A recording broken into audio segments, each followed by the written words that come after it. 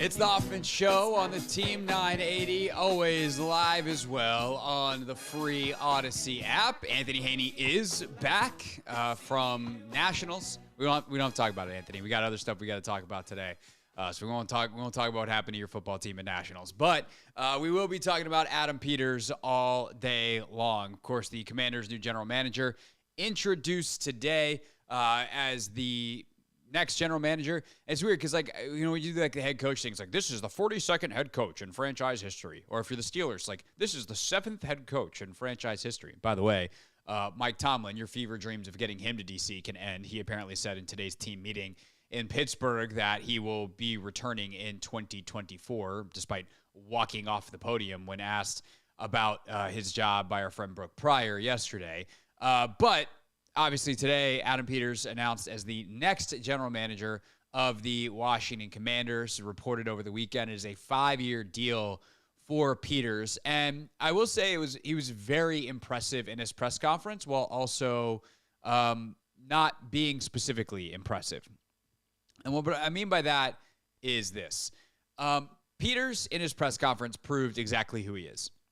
He is a mission-driven, process-oriented, highly intelligent person who is not going to get himself in rhetorical trouble the way that a lot of people in powerful positions, especially those that have to talk to the press, do without even much prodding. And there's a couple of really good examples of this in the press conference.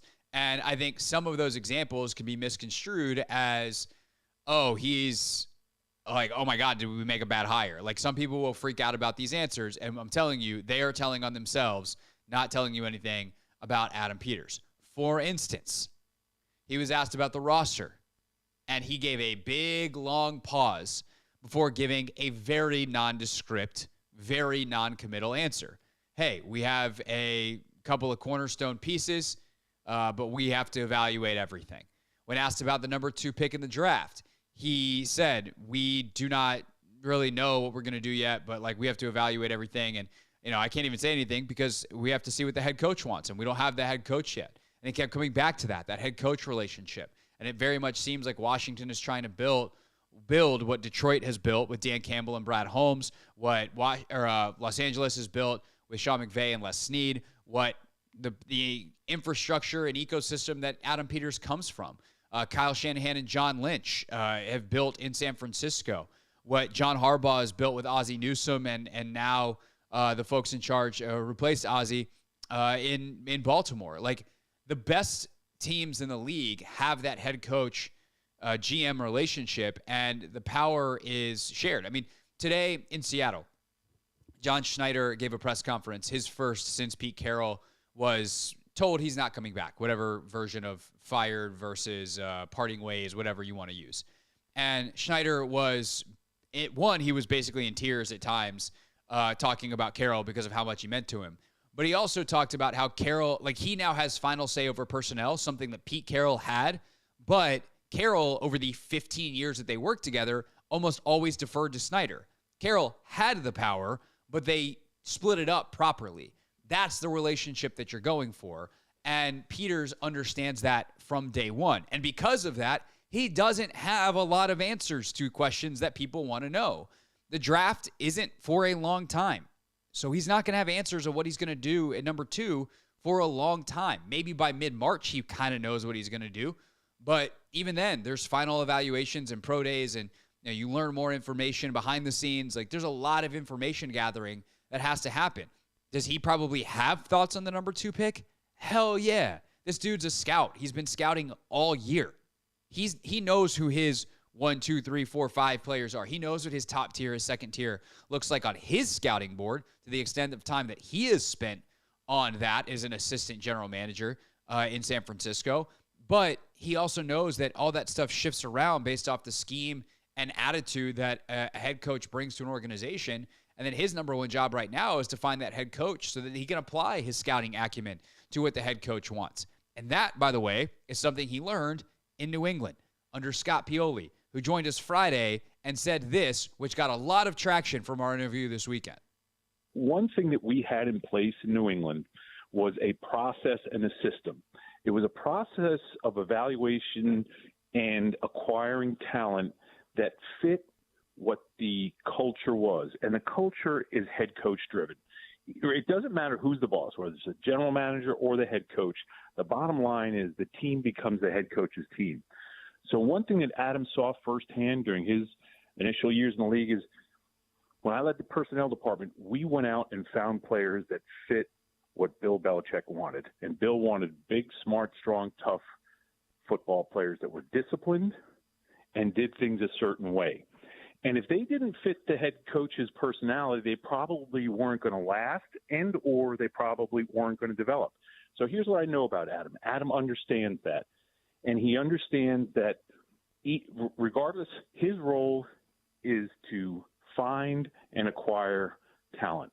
Draft it, sign it, get it under contract, and help the head coach develop them. And I think Adam's philosophy is he knows what wins in this league. He's seen it in New England. He's seen it in San Francisco. He knows what wins in the league. And he also knows that the most important part of a general manager and someone who acquires talent is to humble themselves and make sure that they're finding the talent that fits the head coach's needs and what the scheme's needs are. That is the job. The job is to figure out what is the head coach trying to accomplish. Because the differences schematically in this league are not they're not insignificant. And I think we saw that this year. I think we saw schematically, offensively, and defensively this year. Well, I'm going to say schematically more so offensively.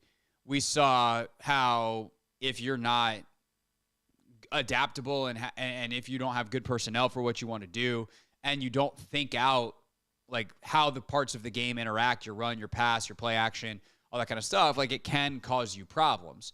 But at the end of the day, if you don't have personnel that fit your scheme, like you're in trouble. And I think what we saw on the defensive side is it doesn't matter what your scheme is. If you can't teach it well, you're dead. Like if you can't teach the things that you want your players to do clearly to the point that they execute them on a high level on a routine basis, you're dead. And like Seattle won the freaking Super Bowl with one of the greatest defenses of all time playing cover 3 every snap. It wasn't some schematic genius that Dan Quinn figured out when he was in Seattle. Dan Quinn, despite what happened this weekend with Dallas, is a tremendous teacher who got everybody on the same page and was able to build the Legion of Boom because he had the right personnel and they were very well coached in terms of exactly what they needed to do, snap in, snap out, and that helped overcome the simplicity of what they did.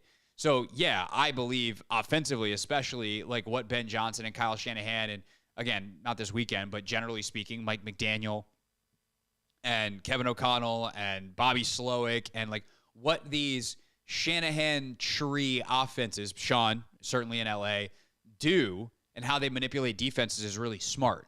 But it also works because they know exactly who they want in those spaces. The vision of the type of player and the characteristics they have are extremely clear. And I think by saying nothing today, Peters shows that he's the right guy for the job because there's nothing to say today. And that's the silly thing about introductory press conferences. Why'd you take the job? What's your vision? Like, those are the right questions. But the why you took the job one, you can answer on day one. What's your vision? If you don't have a head coach yet, is, hey, we're going to find a head coach that believes in the core tenets that we believe in, and then we're going to let him cook from there. And my job is to be a sous chef. And that is very different, by the way, than a coach-centric approach in the way that Dan Snyder interpreted it with Ron Rivera. The way they interpreted it with Rivera was he's going to do all the work. No. You can set the vision, but eventually you need the people with the right skill sets to do the jobs. And that is, hey, we need a big X wide receiver. We need a mobile left guard, or we need a general manager who's actually good at scouting and determining what players fit our scheme, and we trust them to do it based off what this head coach is looking for. So Peters today, definitely, I would say kind of boring, but I'm not mad at it, but impressive nonetheless. The guy that I was actually very impressed with today and was reminded how impressed I am every time he speaks, despite some social awkwardness, is Josh Harris. Tell you why next. It's the Hoffman Show on the Team 980 and always live on the free Odyssey app.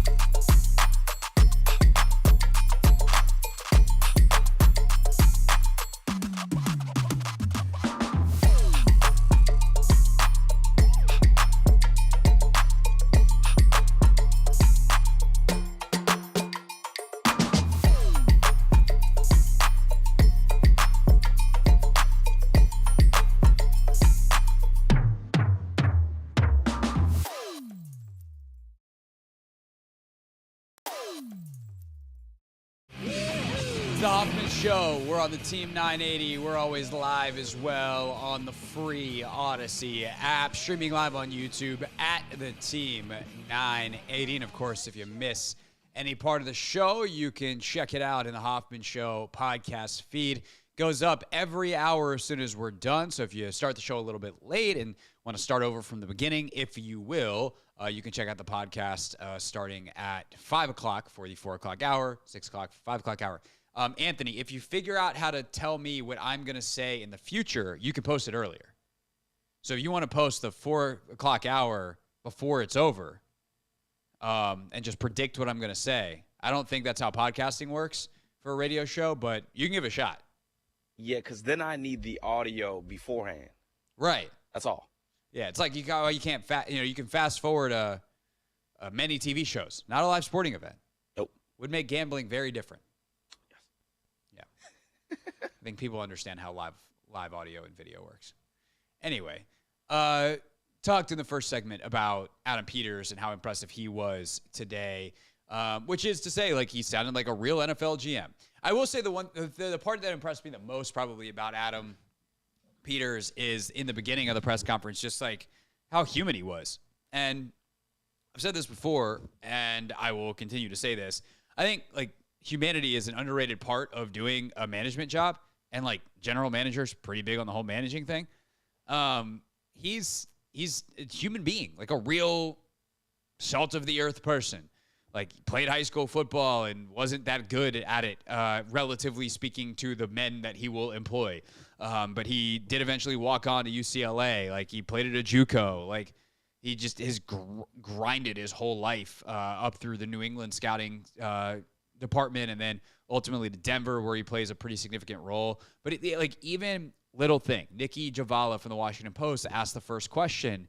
And he says, "Hey, Nikki, nice to see you. I think I knew you a little bit in Denver." There's like a human touch there. It's like, oh yeah, like I've heard of you. I don't think that, like, maybe, I don't know, maybe secretly that was a wink and a nod because Adam was some amazing source for Nikki back when Nikki worked at the Denver Post. But more realistically, like, he probably just read stuff about the team and she was writing it. And so he's familiar with her name and her work. And so it's like, hey, I see you, other human being. Like, Bruce Allen never did that kind of stuff. You know, I think Josh Harris shows some human stuff today. And like, I pointed this out on Twitter and it's taken on a life of its own, but Adam Peters called Josh Harris Josh. He didn't call him Mr. Harris. Like, there's I see you as another person that we're working together with, not you are a subordinate to me that I think is good for the organization and matters for these jobs. Like, in your ability to evaluate people, you need to be a person. You can't be this, like, machismo, like, tough football, blah, blah, blah, you know, no feelings, no emotions person. Like, he thanked his wife and his kids, and he had a nice laugh because he thanked his two young daughters. He's like, they're being pretty good right now. Thank you. He's still in dad mode up there. Like, that's awesome. That's good stuff. And of course, if you can't scout for anything, that's not really going to help you that much in the end. Being a nice person isn't everything, but I also think you can't do the job without being a good person. So that was good to see the humanity of both men, frankly, on display today. But I think the bigger thing that I take away is kind of this thing that we talked about on Friday with Eben Novy-Williams when we were talking about the landscape of ownership in professional sports right now. And that is that Josh Harris is a first-generation rich person. And what I mean by that is he is not someone that was born into money. He is not someone that has grown up with money his whole life. And that means, one, he acts like a normal person. I mean, he's a socially awkward dude. I don't get that twisted. But that is like, he's a normal person with social awkwardness who happens to be worth billions of dollars. As opposed to like someone who grew up with a billionaire dad on private planes or billionaire mom on private planes with butlers, and like he might, I don't know, maybe he has that stuff now, but he there's a normalcy about him because he is a first generation rich person, not someone who grew up rich and that's the only life he's known. And it also means he actually had to earn the money, and the strategic thinking that goes into earning that kind of money is pretty intense. Like, you either have to be incredibly lucky and kind of rich to start, a.k.a. the last owner, or like not every owner can take out millions of dollars of loans from their dad. And that's what Dan did. And he turned nothing into basically the Commanders and failed at every other business thing he did because he actually wasn't that smart. And I don't say that to pile on and to beat a dead horse, but like I think it's really important to understand that like part of the reason this franchise sucked for 24 years by and large was because the owner, the guy running it, was not very intelligent. And Josh Harris is extremely intelligent, and it informs how he makes decisions and the processes that he goes through and the people that he consults and the people that are in his network to consult with in the first place. All that stuff really matters. And I think what also was on display is how he sees himself. And this goes back to the humanity and the humility of all of it and the idea of servant leadership, which is something that I'm firmly believe in. I think the best leaders don't look at it as like, I'm in charge, everyone follow me. They look at it as, I'm in charge, so what can I do to help you? That's what servant leadership is. And part of that is stewardship. Like you're in charge of, in this case, a sports organization. Your job is to get it safely till you no longer have it anymore. And Josh Harris certainly is hoping that he can pass it along to his kids. But whether it's a future sale or it's, you know, his final days, hopefully a long time from now, that he passes it on, like he wants to leave it better than he found it. And that stewardship is something that he sees as a responsibility, not just for him, but for Adam Peters. He was asked about who the next head coach is, and I think his answer was really interesting. Both of us are, in essence, come from the model that we're stewards for the city and that we're on a mission to deliver success to Washington. And so obviously, you know, hiring a coach that is on the mission with us, that is all in, that himself or herself can attract the best people. All of those things, and then hold them accountable, and obviously ultimately comes with a certain amount of IQ, football intelligence. I think IQ matters. I think it matters increasingly. So I think that all of those things will be important, but ultimately a partner, you know, where the three of us can be aligned and, you know, work for the city on behalf of the city to win. I mean, that answer to me is so telling, and the number of times that he referred to Peters as his partner, and like I remember talking to a player in the postseason locker room, the open locker room, which somehow was just a week ago, Monday, so a week ago from yesterday, and the player talked about how Ron often felt very upstairs, as they would call it. Upstairs is where the front office is. Downstairs is where the coaches and the players are. And I think what Harris is establishing is like, yeah, we're upstairs, but like we're upstairs doing stuff. We're upstairs with the idea that we're overseeing that this goes the right way for the city. And I think it's going to be on the head coach to be the liaison in many ways between upstairs and downstairs. Ultimately, the head coach needs to live downstairs. The head coach needs to be the downstairs partner of what's going on upstairs. And I think that's what they're looking for. And that can take, as Adam Peters says, many shapes. That can be an offensive-minded head coach. That can be a defensive-minded head coach. But there's going to be tenets of toughness and doing things the right way that come from upstairs that will make their way downstairs. And that's how you build a winning organization in the NFL. In many ways, it's that simple. The execution of it is extremely difficult. And so we'll see whether it's a Ben Johnson, a Bobby Slowick, a Mike McDonald, an Anthony Weaver, an Aaron Glenn. Like, there are great candidates out there. But I do think that is a really interesting framing from Josh Harris, the one that Adam Peters is wholeheartedly on board with, and one that should get Commanders fans excited about the future. So, how you feeling? It is a Tuesday, so let's vibe check it. Vibe check Tuesday here on the Team 980 on the Ace Law listener line. That, of course, is 301-230-0980. 301-230-0980. We'll take your calls next on the Hoffman Show.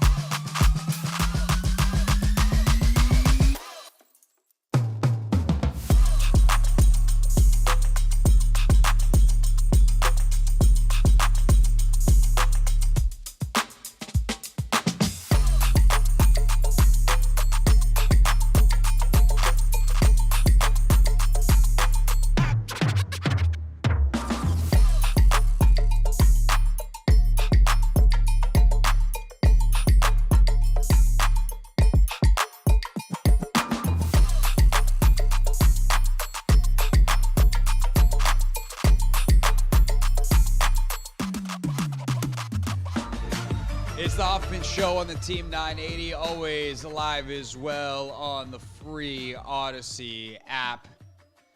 Of course, you can give us a call on this Vibe Check Tuesday at 301-230-0980. That is the Ace Law listener line. If you're on a wreck, Ace Law helps you get a check. Call 8888 Ace Law. Of course, Craig Hoffman with you. This is my show. We do this every day at 4 o'clock. Many of you probably tuning in maybe a little bit earlier than usual, get some reaction to what the introductory press conference, a new generation, a new era for the Washington Commanders today with Adam Peters taking over. We will, at 6 o'clock today, give you the 6 most important sound bites from that press conference, a little segment we call Pick 6. Michael Phillips, who was there, asked a question. Press club was only limited to one per person, so he did his duty. He will join us coming up at 5 o'clock. Let's get to it, though, on the phones. Let's go to Jensen getting us started on this Vibe Check Tuesday. Jensen, thanks for calling. You're on the Hoffman Show. Yeah, I dialed into the sports talk show, and it sounded like a dating app. I don't know what the deal with this guy Peters is. The bottom line is this organization has one thing and one thing only to be committed to, and that's raising the Vincent T. Lombardi Trophy. I don't care about modeling for the city. I don't care. Matter of fact, I don't care if the nose tackle's a Klansman. I don't care if the running back is a Black Panthers. I don't care. I don't care if they come from the penitentiary. Jensen, stop talking. I'm going to ask you one question. It's not a dating app. Jensen, do you know how many Super Bowl rings that Adam Peters has? Tell me, how many? 3. How many you got?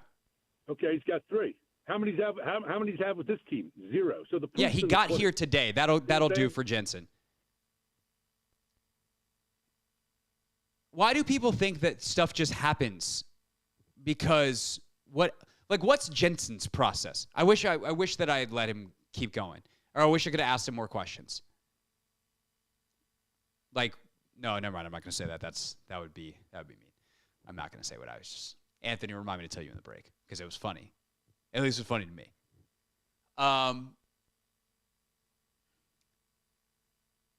It's not a dating app. How do you think you acquire the right players? You have to meet with them. It's actually the combine's a lot like there's certain parts of it that are like speed dating. You want to know who's been the best at the parts of the level of prospect that gets the speed dating treatment? San Francisco 49ers and Adam Peters. Adam Peters helped build a roster that has 7 All-Pros on it this year. You know how many this team has had since 2015? 1. 1 on offense or defense in Brandon Sheriff. That's it. 1. Good players win you Lombardis. It's not about being nice. It's not about being good, whatever. Like of course, I do care about being a steward of the city, by the way. And by the way, a lot of other people too. And people like Jensen are why horrible people get to skate by and be famous in sports, while you have people who have been hurt by them that have to watch other people cheer them on. And that's a really screwed up societal thing that we've had. And I've spent a time on this show. I'm not going to get sidetracked by it today, but just know what Jensen said is really problematic, and I hate it. I'm not going to let that slide. I do appreciate that he was equal opportunity, at least in his mind, of Black Panther and Klansman on opposite sides of things, not caring about anything. But the point that I would counter on Jensen's point is who the people are matters so that you actually do the winning. Not thinking it matters is how Bruce Allen built a roster. It's how you wind up with a clown show of infighting. It's how you get to a point where your organization is embarrassing on the field. Dan took care of plenty of that off of it. It's why the best organizations have good people in them, because it matters. And Greg Popovich built the Spurs dynasty around Tim Duncan in part because he was a good person. He was a great basketball player. And like I said before, if Adam Peters is a good person and a bad scout, he's not in this job. His scouting acumen got him the job, or got him to a point that he was in a position to keep rising. But part of his scouting acumen is his ability to judge people. Part of his scouting acumen is his ability to sit down with a prospect and understand who they are and what their motivations are and whether or not they love football, which will tell you this guy can or can't improve. Because talent gets wasted all the time in this league because guys who have been talented their whole lives get drafted in the first round and they don't pan out because they don't actually love football. And football is a game at the NFL level that if you don't love it, you're not going to improve. This conversation's fresh for me because Logan and I talked about it this morning when we taped Take Command.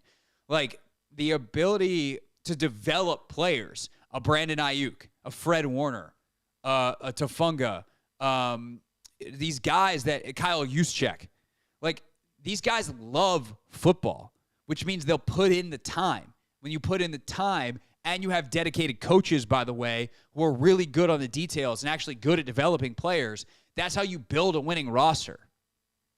So, one, hilariously, sports is just a giant male soap opera anyway. You invest all this emotional energy so that you can lift up a trophy at the end of the year. Like, this ain't life and death. This ain't that important. So, one, get over yourself. Two, it often is like dating. It often is when the player recruitment and the talent process. A girl might be a great person, whatever. She doesn't fit your needs. You're not going to be a couple. Someone else might see that same girl and it might be the perfect match. It might be their soulmate. And football is about finding you a bunch of soulmates. First, if you're a GM, you got to find your head coach soulmate. Second, you got to find your quarterback soulmate. You need some offensive linemen that can help you. You need some defensive players that are studs that can help you. But it is about having everyone on the same vision.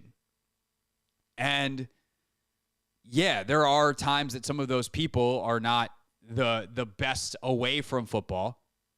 But when we talk about character and all these things as a general manager, and a steward of the city, I think it does matter. Because at the end of the day, the other thing about sports is we cheer and we root. I don't want to root for bad people. And luckily, when it comes to Adam Peters specifically, it doesn't seem like we have to, which is great. But if 4 years from now, they're still winning 6 games a year, I'm not going to be sitting in this chair going like, yeah, he's such a great person. Like, no, he's got a job to do. Hold 2 thoughts in your head at once. I promise it won't kill you. I promise it'll be okay. I promise you can do it. Just a little bit of dedication, a little bit of try hard, a little bit of open-mindedness. And please never call our show again unless you have something more intelligent to say.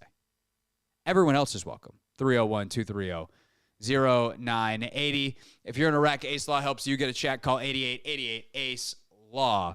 And yeah, by the way, Adam Peters does have 3, count them, 1, 2, 3, Super Bowl rings, 2 with New England, 1 with Denver, and still could get a 4th because if the Niners win this year, they will indeed give him a ring.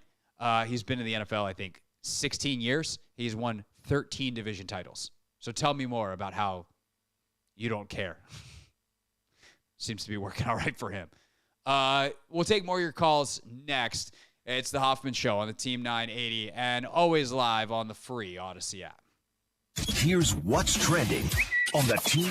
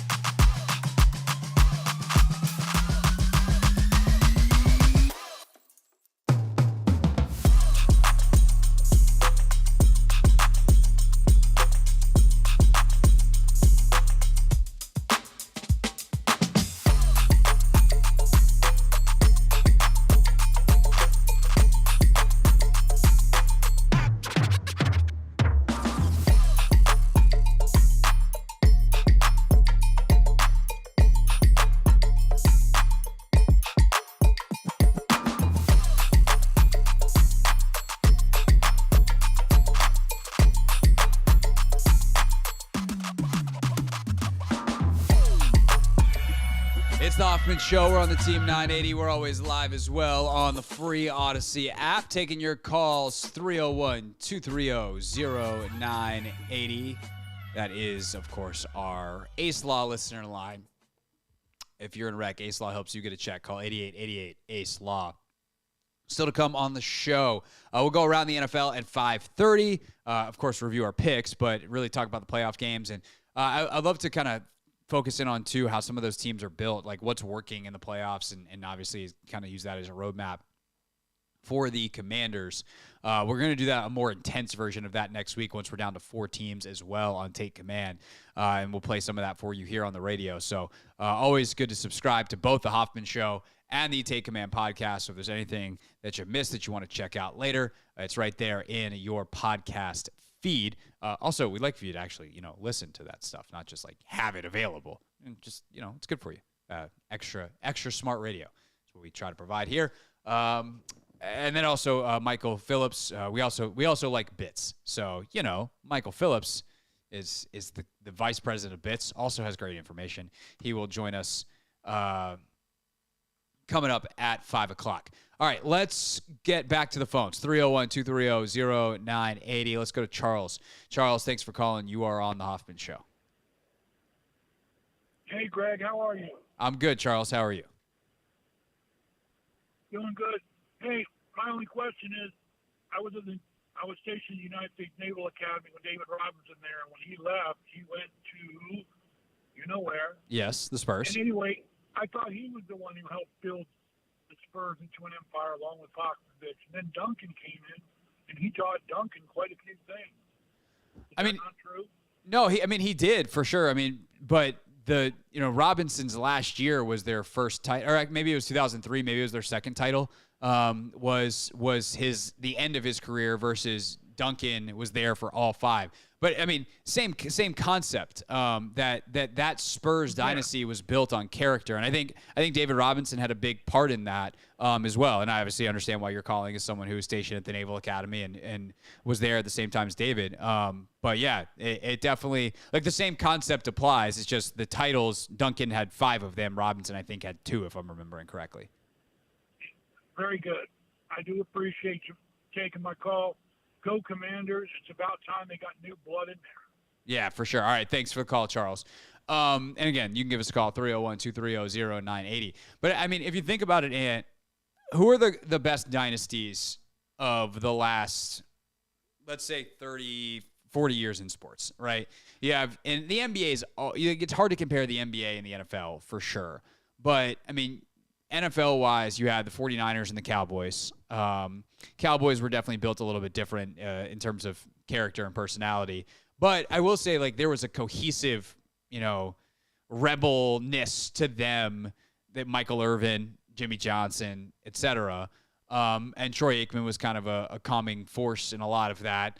That is what it is. It's also a different era of the NFL. So, like, the salary cap era and how things have to go now. And also modern media environments. Like, some of the stuff that happened in the 1990s Cowboys, if that stuff happens today, maybe that's not quite a dynasty because different guys never get second chances or their behavior's ignored or whatever. Like, that wasn't exactly the cleanest team, and nor was it the cleanest time with kind of what is tolerated by the league, by fans, etc. But in modern sports, so let's even say since the year 2000, Lakers, obviously, like, look, I'll tell you that Kobe Bryant had a sordid history of terribleness, especially early on in his career.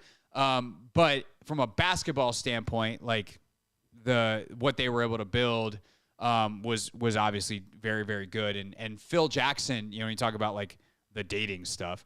Like, Phil Jackson was as good at personality management as anybody, right? So he understood how to get people to get along, work together, create a unified vision, everyone understood their role. Like, Phil was as good as anybody. Obviously LeBron, otherworldly talent, but also LeBron from a character standpoint, like, he made sure, like, he's a famously good connector. Made sure everyone felt involved, and it's a good situation that they had in Miami with Watt, Bosh, Wade, etc.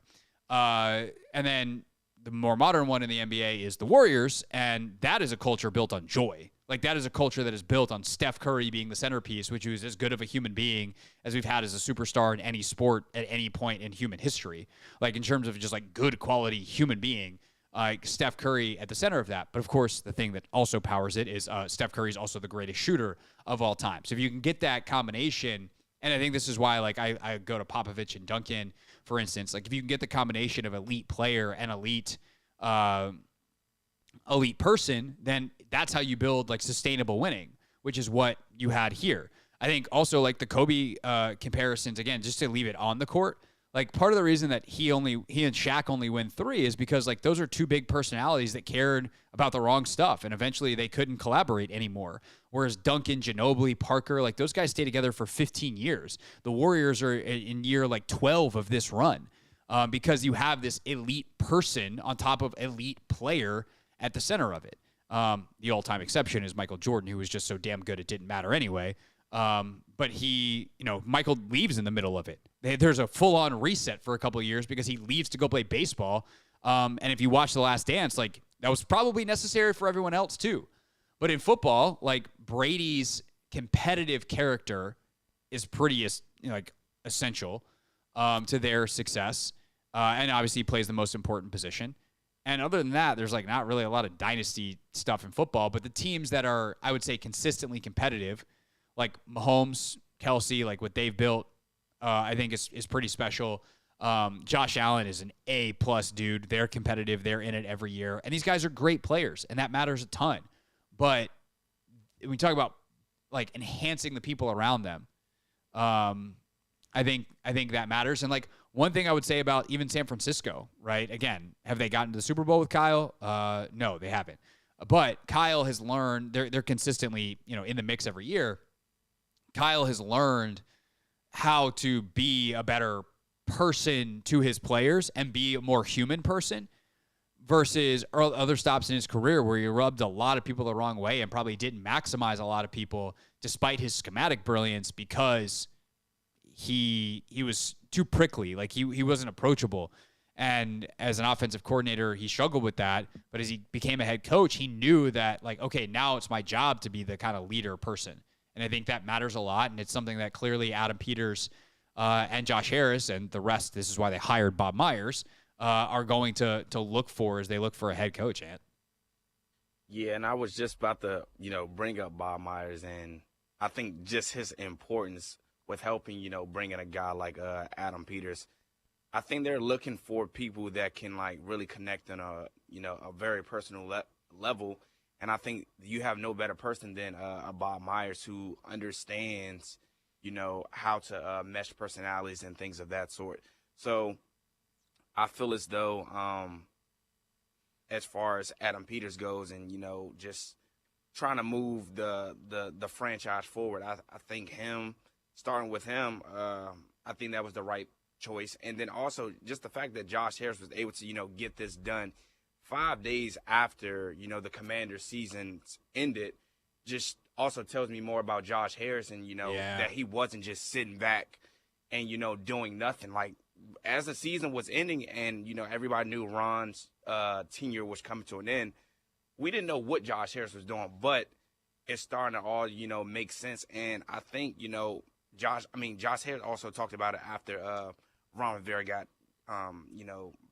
fired, I guess, that this was going to be a quick and, thought very strategic, process. And he's acting on it. And the work is showing right now. So I'm excited for what the future holds. For sure. And one thing I'll say about Myers, too, it's fragile.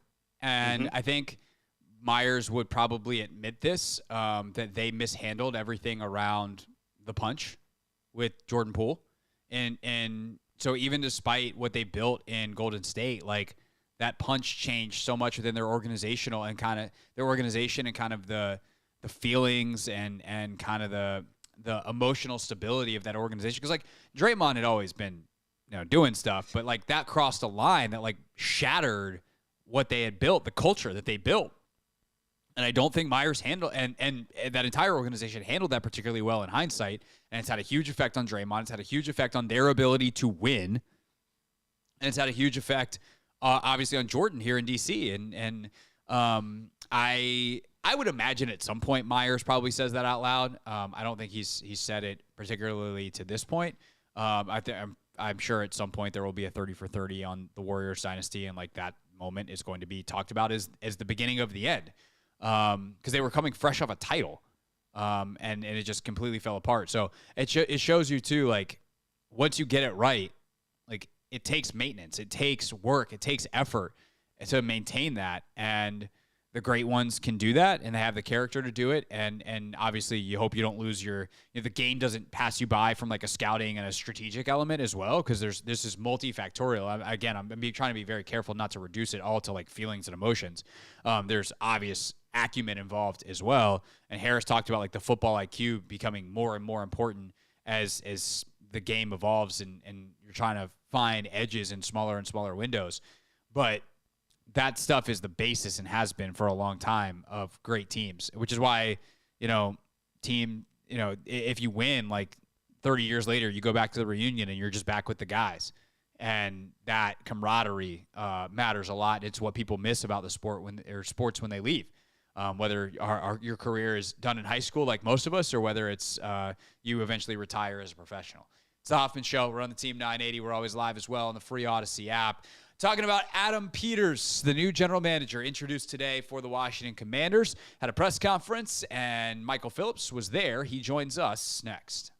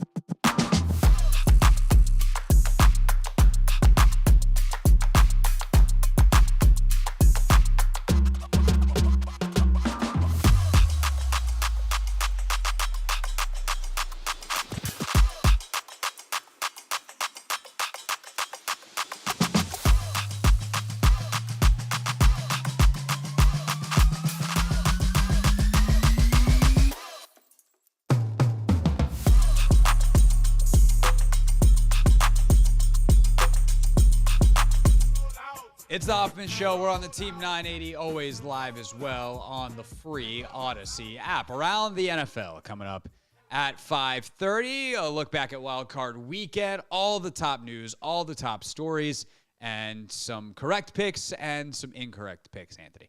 That is coming up at 5:30. Right now, though, it is time for Not My Beat. Today's top story from the perspective of someone who's there. You are looking live. This just in. Not My Beat. Michael Phillips was at the press conference today, which is, of course, the top story for Adam Peters. Michael, thank you for your time on a Tuesday. Do you think we'll ever do this radio hit on a Monday again? Our odds are decreasing by the week, aren't they? We're filling the Mondays with snow and holidays and things going on, and I don't know, maybe a coaching introduction next week. So who's to say? Yeah, I mean, well, next week would be quick, right? Don't they have to wait till the 22nd to do the interviews? Not if the team loses, though, right? That's only if it's a winning team. So if a team loses this weekend, wouldn't they be able to get after it? See, I was under the impression, this is why I asked one of the Commanders' PR reps about the rules, and they were like, I don't know. Like, that's why they get paid the big bucks, talking about whoever and I joked with them because this was in the locker room following the season finale. I was like, I was confused about some of these rules, and he's like, honestly, I don't know. That's why these guys get paid the big bucks. And I was like, well, they got to figure out who's going to get paid the big bucks first. And he's like, true, good point. Turns out that's Adam Peters. But I was under the impression that no in-person interviews, basically, period, could happen. Everything was virtual until the 22nd. Okay, so we'd be 2 weeks away. What really skews this cycle as well is you've got Belichick and Vrabel who can do whatever they want, whenever they want, because they've been fired. Harbaugh, too, to that extent. Right. So you have the usual collection of assistants, but then you have three names looming over everything on top of that have to sort themselves out, too. Quite the circuit this year. Yeah, no, there's a ton of great candidates. Like, if I had an opening, I'd feel pretty confident I can land someone. Like, I was talking to my mom earlier today, who is down in the Carolinas, and she does not want Belichick. So there's your hot takes. Mom making the show with her hot takes. She's like, if they hire Belichick, I don't think I'd root for them anymore. I was like, wow, Mom, that's bold. He's the greatest coach of all time. Anyway, it's enough of Mom's hot takes. But like even Carolina is going to get someone good because there's a bunch of great candidates. But we'll circle back to the head coach thing in a second. What's your biggest takeaway from Peters in the intro presser today? Yeah, a lot of humility. Obviously, just excited to have somebody who's excited to be here, right? Like I know everybody says they're excited to be here, but most people are just here for the money. That's kind of the way it's been for the last 15 years. Refreshing to have an actual top candidate say, I went and visited with a lot of people, and this is the place I want to be. That feels new and refreshing and excellent, and I think is something for this team to really, latch on to, and for this fan base to be proud of, that this is once again a desirable job. Beyond that, not a lot of specifics. I appreciated, though, that he didn't offer them because every time he was asked, he said, I'll have to do that in conjunction with the head coach. And I think Craig, he doesn't actually have to. He can flex. He's going to have more power in the building. But the fact that he wants to work collaboratively with the coach, I think is good news for everybody. Yeah, no doubt. And it was so interesting. You write stuff sometimes, or you do an interview sometimes, and you watch how it then goes through the life cycle of social media. And I actually don't mean this in a bad way in this particular case, although sometimes things go in the life cycle of social media. You're like, whoa, that was a rough life. But we did the interview on the show Friday with Scott Pioli. And Scott talked about, and for those that don't know, Michael, I assume you know this, like Pioli gave Peters his first job in New England way back in 2002, I think it was. But Pioli talked about how, yes, like this GM hire is really important, but like ultimately a team will, no matter who is the boss, take on the personality of a head coach. And Adam understands that, and that, getting this head coach right and ultimately serving what the head coach's vision is going to be. So to like watch everyone latch onto that quote from Friday from Pioli and then hear Peters today was like, oh yeah, no, that's really who he is. And I think we understand that on a fundamental level, even if it is now super general and completely devoid of those specifics you're talking about. Yeah. And I think he alone adds to the cachet for a coach to come here, right? As a coach, you want to be in a place with a general manager who sees the world that way. You want to be with a guy who you trust to get you good players. By all accounts, this is that guy. Now, I don't think they needed a lot of help to make this an attractive opening. I do think it's just an attractive opening on its own merits. But you add in on top of it a guy in Adam Peters, who I think most coaches would tell you that's the kind of guy I want to work with, only makes this more attractive. No doubt. Michael Phillips, of course, Washington Times, 910 The Fan in Richmond as well, which you can listen to his show, MP on the Mic, every day on the free Odyssey app. Do we feel like we know anything about the kind of head coach he is looking for based off his answers today? No, I mean, the tea leaves you want to read here, right, are that Bob Myers got this guy and Spielman's got ties with Ben Johnson, right? If you want to read clues and tea leaves, I think that's the direction you'd probably take it. I didn't hear anything that confirms that suspicion either way today. He played everything very close to the vest. And, I mean, look, he's from that general manager world. You've talked with agents and general managers before. You know, they general managers don't like to share about their team and about what they're going to do. And even on the draft picks, you know, very cautious. The best we got was, I think there are some cornerstone guys here, end of sentence. So that tells you he's going to play his cards close to the vest. And I don't think he's going to be a guy we hear from regularly. I don't think there's going to be like an Adam Peters show every Wednesday night down at a steakhouse. I think he's a guy we'll hear from at the combine, before the draft, and maybe again at training camp. And I think that's kind of the extent of the interaction we'll get with him. But I can tell you this, if he wins football games, he's all right with me. Yeah, for sure. So you don't think that we're going to get the Jerry Jones weekly radio hit from Adam Peters? I know that's crushing to you. I know you were really lobbying for that there on the team. You know, there's still hope. There's always hope. You know, maybe the next head coach will be a talker who really, really loves your program. We'll hold out hope. Yeah, we will. And that they'll ignore all kinds of back-end media contracts and relationships that absolutely do not need to get into right now live on the radio. It happened once in this town. Yeah, well, there's that. I think, let's put it this way. I think we got a better chance with a player than the coach. We'll put it that way. And if a player would like to do a weekly hit with me, then they can get in touch. Michael Phillips with us here on the Hoffman Show. So we know that it'll take a couple weeks here to get the head coach in place, and so much of it is going to have to depend on their vision and whatever. But what do you make of his non-commitment to really anyone on the roster? Like that quote where he's like, I think we have – long pause, by the way, after the question from David Aldridge about the roster. And then going like, I think we have some cornerstone pieces, but we'll evaluate everything. Like, what is there to take or not out of that answer? I think we have some cornerstone pieces, unsaid, and I plan on trading them for draft picks as soon as I get my hands on the steering wheel, right? Yeah.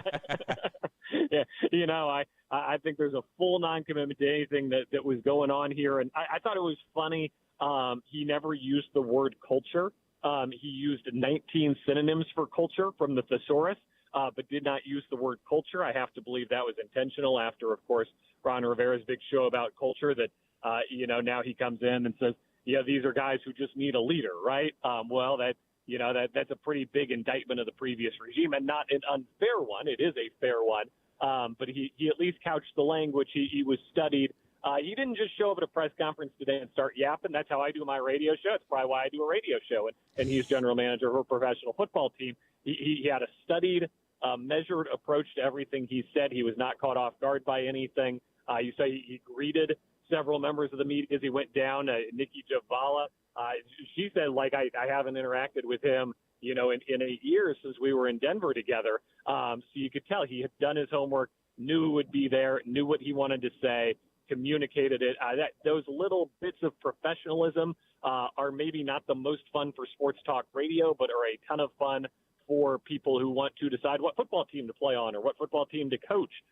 So I think everything he did today only increases how people will view him internally, even if maybe externally he's not going to be a superstar. Were you on his prep sheet? Did you get a personal interaction? I did not, but we've also never interacted before. I've only ever covered this team, and he has no overlaps here. So have to wait for the Raheem Morris or Bobby Slowick presser to get my shout out. Yeah, no, that's a good point. You said several. I think we all heard the one with Nikki. I just wasn't sure if there was more off air and if he had, gone full like, oh, I got to memorize the names, doing flashcards. No, Ben got one, and Ben does a lot of work with the agents and all that at the Athletic. Ben Standig. Yeah, we know who Ben is.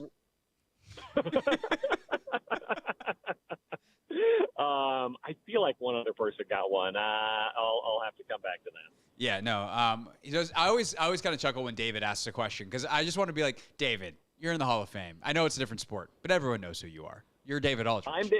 I'm David Aldridge, and I'd like to ask you a question. Yeah, go for it, buddy. Yeah. You're famous. Right, exactly. We all used to watch you on TNT. Anyway. Can I derail us with my 60-second David Aldridge story? Absolutely. we're at Hattie B's in Nashville having hot chicken before the Titans game there, and the waiter comes over and goes, "Man, you're David Aldridge. What are you doing here?" And he said, "Well, I'm here for the game. The Redskins are here tomorrow." He goes, "No, the NBA team's down in Memphis. You're in the wrong city." And he goes, "No, I do this now." And he goes, "No, you're NBA on TNT. You got to go to Memphis, man." That's incredible. That's so good. Oh, that's funny. This man really thought David Aldridge didn't know where David Aldridge was supposed to be. Proves he doesn't know David Aldridge very well. David Aldridge is always exactly where he needs to be. Yep. Man, I had another question, and then you sidebarred me with the David Aldridge story, and now my ADD is kicked in. And now I'm trying to stall to see if I can remember it because we're live with Michael Phillips, like really actually live here on the Team 980. Of course, Michael's show every day on 910 The Fan down in Richmond, which you can listen to live on the free Odyssey app. Michael, what were we talking about before the David Aldridge story? I'll say this as well on Adam Peters. I don't think people appreciate how tough of a job the next 3 months are for him. You talk about, look, in San Francisco, they probably didn't spend a lot of time talking about what they would do if they had the number 2 overall pick. That probably wasn't on their vision board for the year, right? That probably wasn't what their scouts were primarily interested in. He's got a different set of scouts here. He's got to rebuild his staff. He's got to figure out what he wants to do at number 2. These are all good problems to have, of course, but he's got to put in a lot of work really quickly to get some trusted voices in his ear, probably do a lot of scouting himself, do the Senior Bowl circuit, and make a really important franchise-altering decision that's not at all a layup of a decision, right? Some years it's you're number 2, you'll be receiving this quarterback because he's the consensus second best. This is not one of those draft years. So he's got some hard work ahead of him here. Not that he doesn't fully embrace that, of course, but it's going to be a grind here for them these next 3 months. I love how I just stalled and you're like, I have a take. Don't worry about it. I did remember what I was going to say, but to your point, I think like he has an idea of what he thinks of these quarterbacks. Like he's done some scouting, but like he said, like he's got to figure out what the coach wants. And so he might have a board right now based off of certain characteristics and, like, hey, if I was plugging it into Kyle's scheme, I'd want quarterback X based off of what I've seen on film, but they haven't done any of like this, or very little, I would say, of the scouting part of scouting yet, which is actually talking to people and getting to know the character of how they work and how they learn and whether that fits with your coach and all that kind of stuff. They've just done the tape evaluation, which is a totally like that's, let's say 60% a part, 70% of the part of the evaluation, but that other 40% is really important. But like, I think the restraint to basically pretend like he doesn't know anything today is actually impressive because it does empower that head coach. Not to mention, like, if you're a head coach, if you're Ben Johnson and you're the number 1 guy on the market and you have one general manager that's like, I've got a quarterback that I love and I can't wait to take him and we're going to get this coach in here and coach him up, versus another one who's like, I got to talk to my coach and we'll go from there. Which one would you want to work with? Everything he said today plays really well among head coaching candidates. And, he gave, a 7-minute opening statement. Honestly, I thought just as a person, that was probably the coolest part, that here he is at kind of the biggest moment of his professional life, and he wants to take a minute to thank just a whole lot of people along the way. And I can tell you this, from my perspective, that's awesome. I do want to hear about the people who made a difference to you and everybody you want to thank along the way. Yeah. That was important to him, I thought was really cool. And then it was time to get down to business, and he had no interest in getting down to business with us, and I respect that.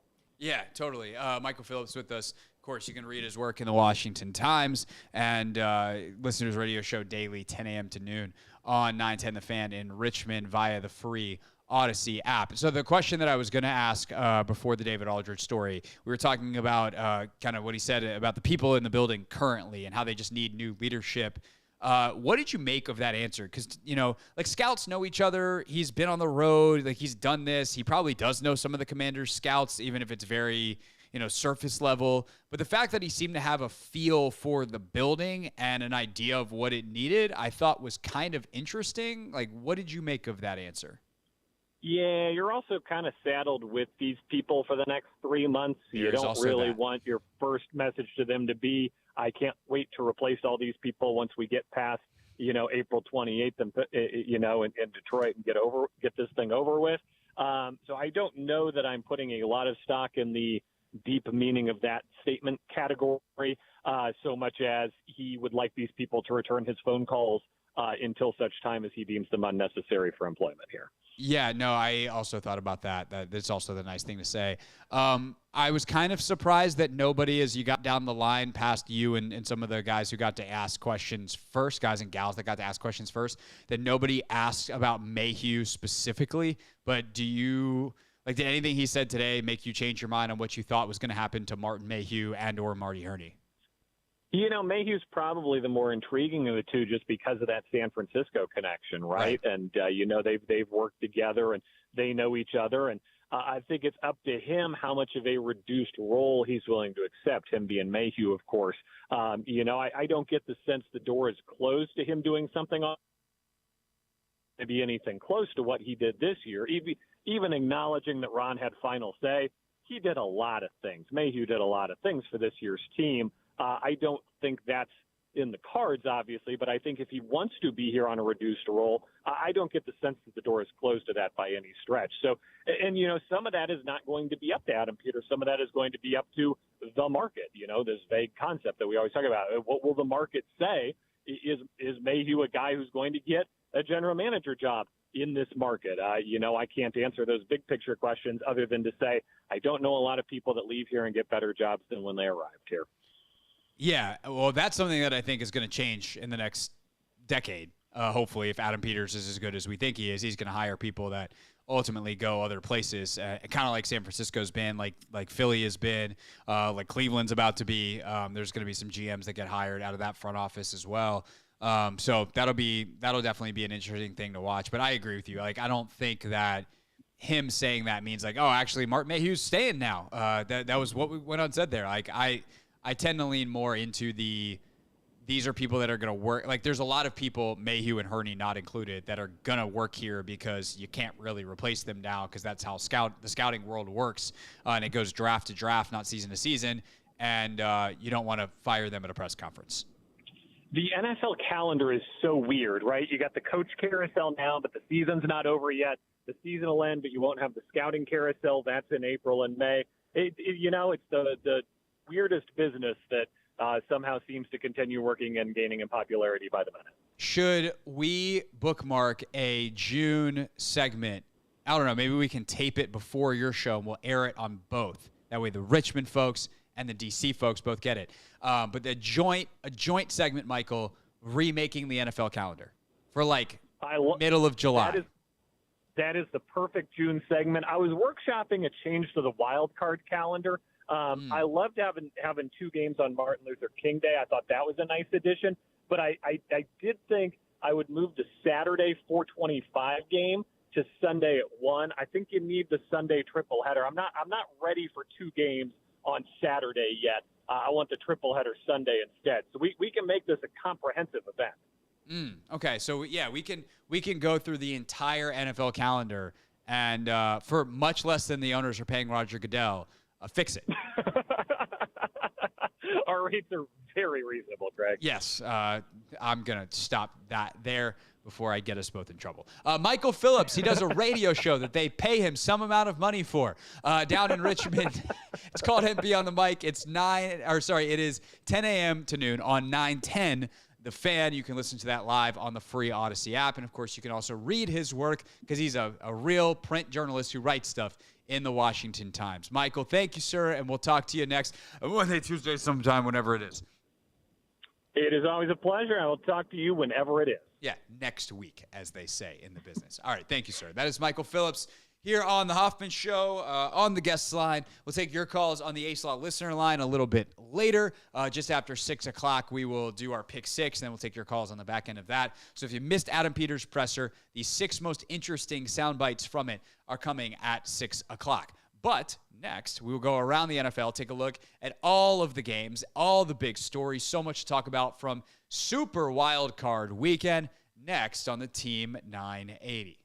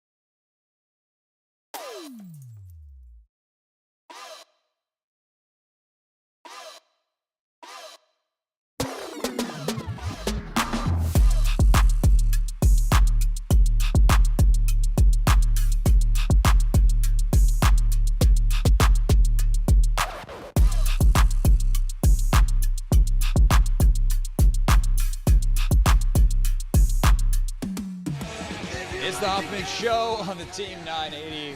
Always live as well on the free Odyssey app. Always good, Anthony, when I start talking right as the lyrics come in.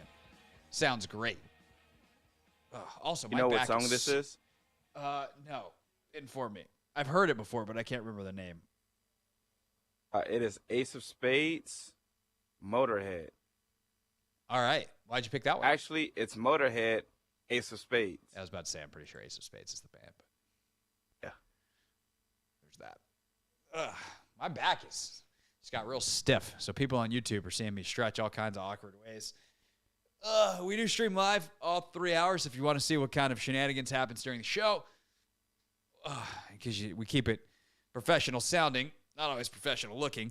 You can stream us on YouTube at the Team 980. We also post highlights of the show there. And, of course, if you miss any part of it, the Hoffman Show podcast. So if you want, for instance, my thoughts on Adam Peters, which started the show, you can go listen to them right now.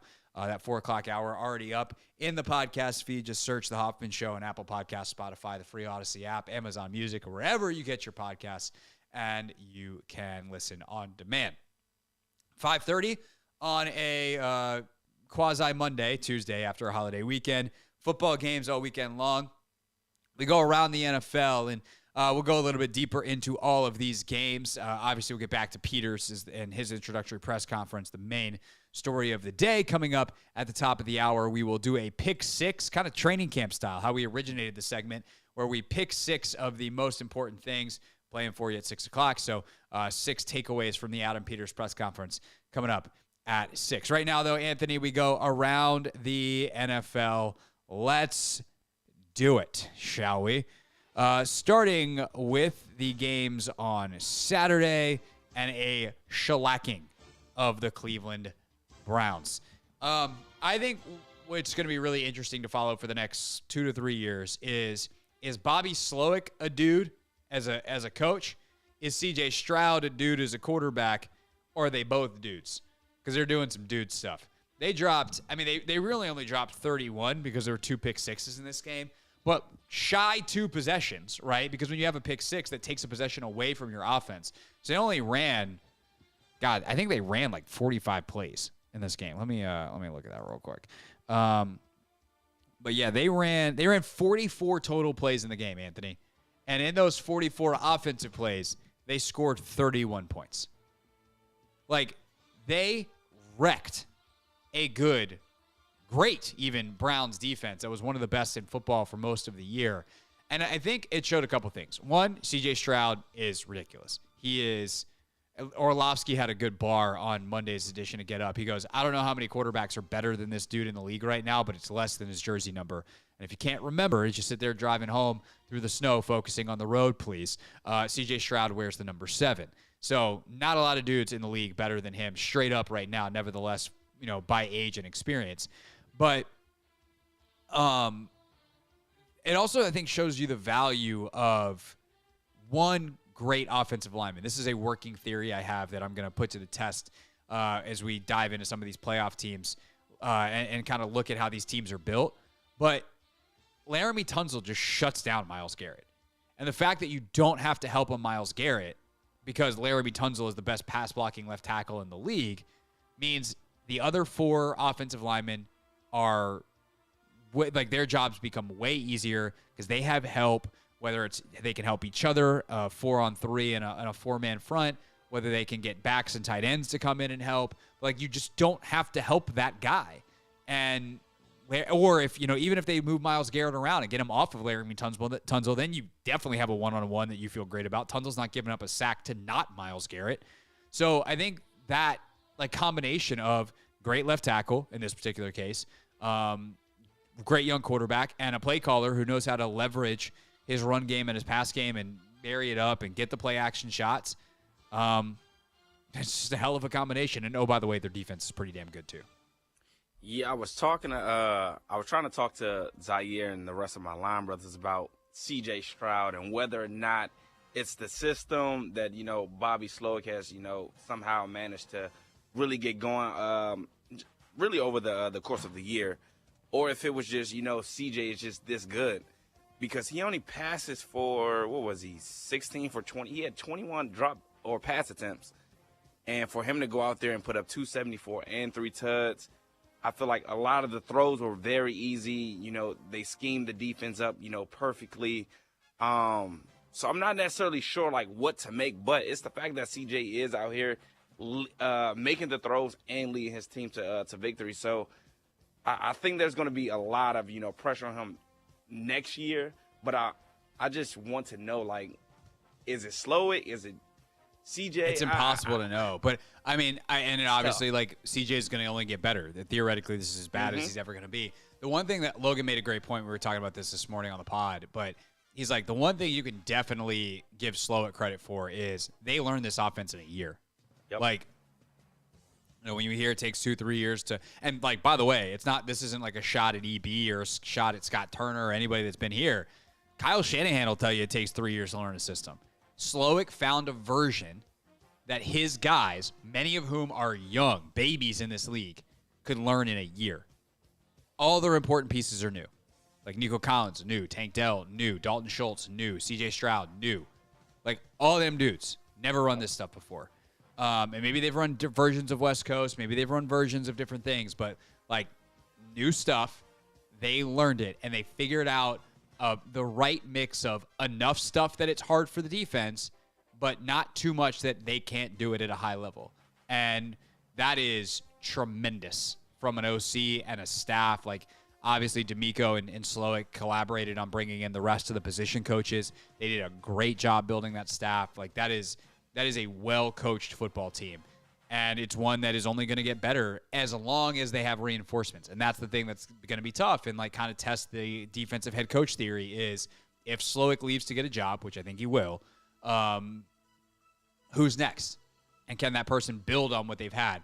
The one thing that I would definitely think D'Amico does that I just don't understand when coaches do. Like, if you have a head coach or if you have an offensive coordinator and you're a defensive head coach and your OC leaves because he's been successful, why would you bring in a coach with a different system? Why would you replace, you know, a West Coast guy from the Shanahan tree with anything but a West Coast guy from the Shanahan tree? I want a guy who speaks the same language. I want a guy who thinks the same way. Like, go find someone, the best person to have the continuity on what you had. Maybe there's a couple tweaks, and obviously everyone's going to call it differently. You're going to lose something. But I would rather do that than, like, oh, yeah, we got this weird Bill Belichick, Bill O'Brien, Josh McDaniels system or the Eric Coryell system or whatever else. And I think D'Amico probably thinks that way. I would think he thinks that way. And they'll try to keep some continuity, even if Slowick leaves, for C.J. Stroud. On the Browns side, like, congrats on a great season. Despite the fact that you did the dumbest thing that an NFL team has ever done for a quarterback for the worst possible person you could do it for, or one of the worst possible people you could do it for, your roster's good enough anyway. And, like, to me, this shows why this Browns front office is so well thought of around the league because they've got guys all over the place. Flacco, hats off to you, sir, for coming back and doing that. I wonder if he's going to be done or whether he comes back, and a team would definitely take a flyer on him based off the 5-1 record that he had down the stretch.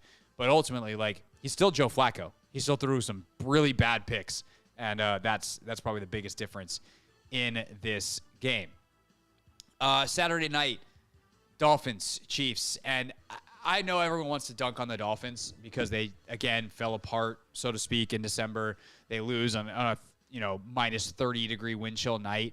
But, bro, like, this ain't about them being soft or not built for it. Like, they didn't have the dudes. They're on, like, their fourth and fifth, outside linebackers. Mostert's banged up. Waddle's banged up. Hill's banged up. Like, they're not remotely close to the football team that they were in October and November in terms of the actual players on the field. And, yeah, are there some things where they probably need to rethink some stuff schematically and, like, maybe have a little bit more toughness with what they do and not so much rely on winning with the pen as much as they won with the pen this year in terms of being just so schematically, like, superior and finding different angles and creating stuff so that when you get in a sloppy, nasty game in December and everything's not quite as sharp because it's freezing cold outside that you can still win. Yeah, they probably do need to do some level of review there. But the biggest reason they lost is, like, Jalen Phillips and Bradley Chubb and Andrew Van Ginkel and many others were not playing. And that's not the same team that was the number one seed in the AFC for parts of this season. Yeah, I hear you on the defensive side of the ball, but they still had their offensive guys out there. And I know everybody's banged up. Waddle, he's playing through injury. Mostert, H-Hand, they're all playing through injury. But if you're out there on the field, I think you're expected to go out there and produce. For and sure. I just don't think the Dolphins, offensively over the last month, they've been clicking on the offensive side of the ball. Yes, I do think they have a great defense, but when this season started, everyone was, marveling at the offense. We weren't really talking about the defense. Yes, their defense has, kept them in games and, helped them win games over the last month. But we've been talking about the offense, and the offense didn't come out there and produce. That's on Tua. That's on Mike McDaniel as well. No, it is. Tua, I think, probably is the guy that you have the most to ask about. I mean, he's 20 of 39. It's not very good. Only throws for 199 yards. I do wonder if they could have run the ball a little bit more. Like, can you keep that established? But they're also down, 7-0 in the first. They lose the second quarter as well, so they're down 16-7 at halftime. Do you just abandon the run game? And that's probably not a great way. So I would tend to think they come back a little bit more physical next year. I think McDaniels is smart enough and has seen it work in San Francisco that he'll do that. But it also goes to show you, the value of home games for them. That's a team built on speed, and they had their chance against Buffalo and other chances in the final weeks of the season to get one more win and win the AFC East and be at home last weekend. They didn't. They lost. And as a result, they had to go to Kansas City, who, by the way, was really good. And that defense is also, let's not get it twisted. Man. Their defense is nasty in KC. And all of a sudden, guys started to catch the ball a little bit. Travis Kelce had a couple of drops, but Rashee Rice, 8 catches, 130. That dude's sick. And if those, Sky Moore, Rashee Rice, they've invested, Moore didn't play, I don't think. Pretty sure he's out. Didn't have a target. But they have these guys that they've invested in, right? And if they ever turn out, and Rice is a rookie, so I think he's probably going to turn out. But you get a second round receiver, that's a really good football player. And so all of a sudden they figure out how to use some of these guys. Playoff Pat does playoff Pat stuff. He has 2 big carries in the game. And that's how the Chiefs are going to win. All right, when we get back, we'll speed through some of the other games. Some of them, there's not a whole lot to talk about. Obviously, some of them, Cowboys, Eagles, there's plenty to talk about. So we'll get to all of those games, plus the game of the weekend, Rams, Lions, next on the Hoffman Show.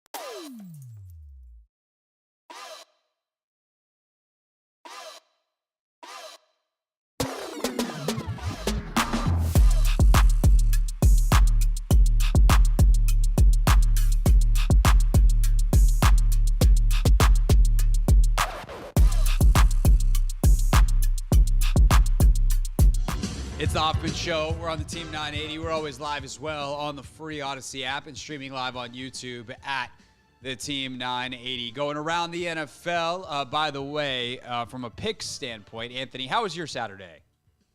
I went 0-2, correct? Sure did. I went 2-0, as did Vic, I believe. I gotta go back and listen to see exactly who won the weekend. But I think it was me. Packers and Cowboys definitely didn't get this one right. The Cowboys,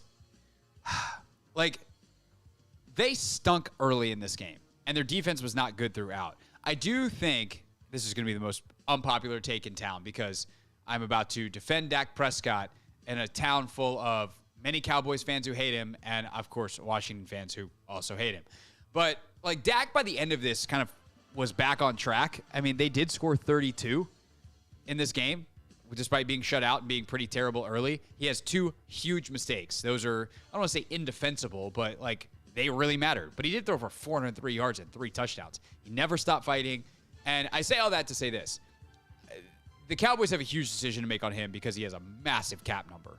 And I would assume they probably restructure and try to bring that cap number down. But he's due to count $59 million on the cap next year.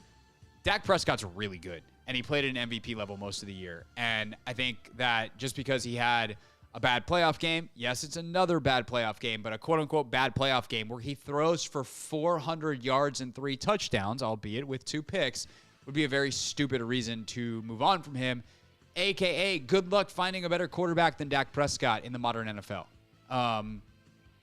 Again, because of where the Commanders are in their timeline, I wouldn't want Dak here.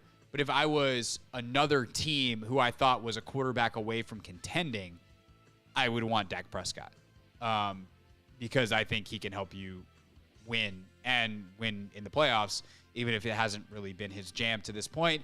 It is pretty funny, the graphic I saw over the weekend. Dak Prescott, Tony Romo each have 2, count them 1-2 playoff wins. Nick Foles has 4.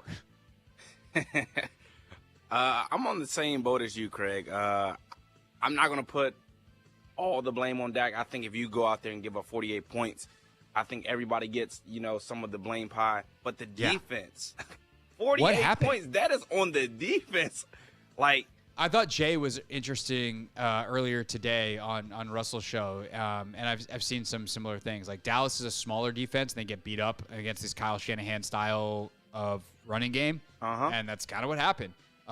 Green Bay can run the ball whenever they want, then they hit the play action shots. I will also say, for as much as Aaron Rodgers sucks as a dude, that dude is one of the best quarterbacks we've obviously ever seen play.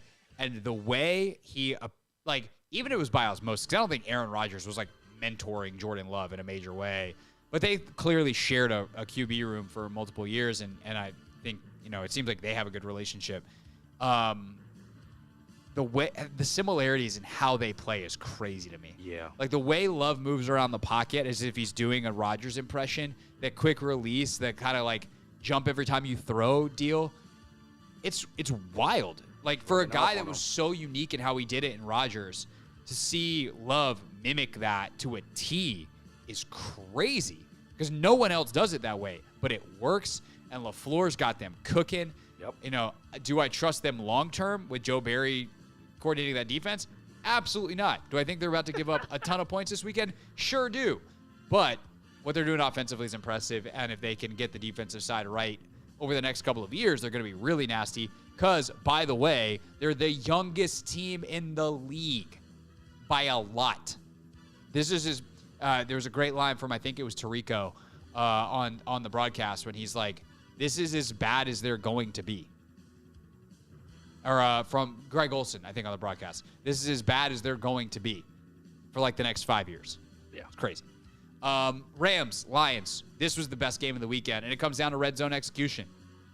Ben Johnson schemed up some really good stuff in the red zone. Sean couldn't get them to score in the red zone. That doesn't mean Ben Johnson's a better coach than Sean McVay. Just it was on this particular day. The execution mattered.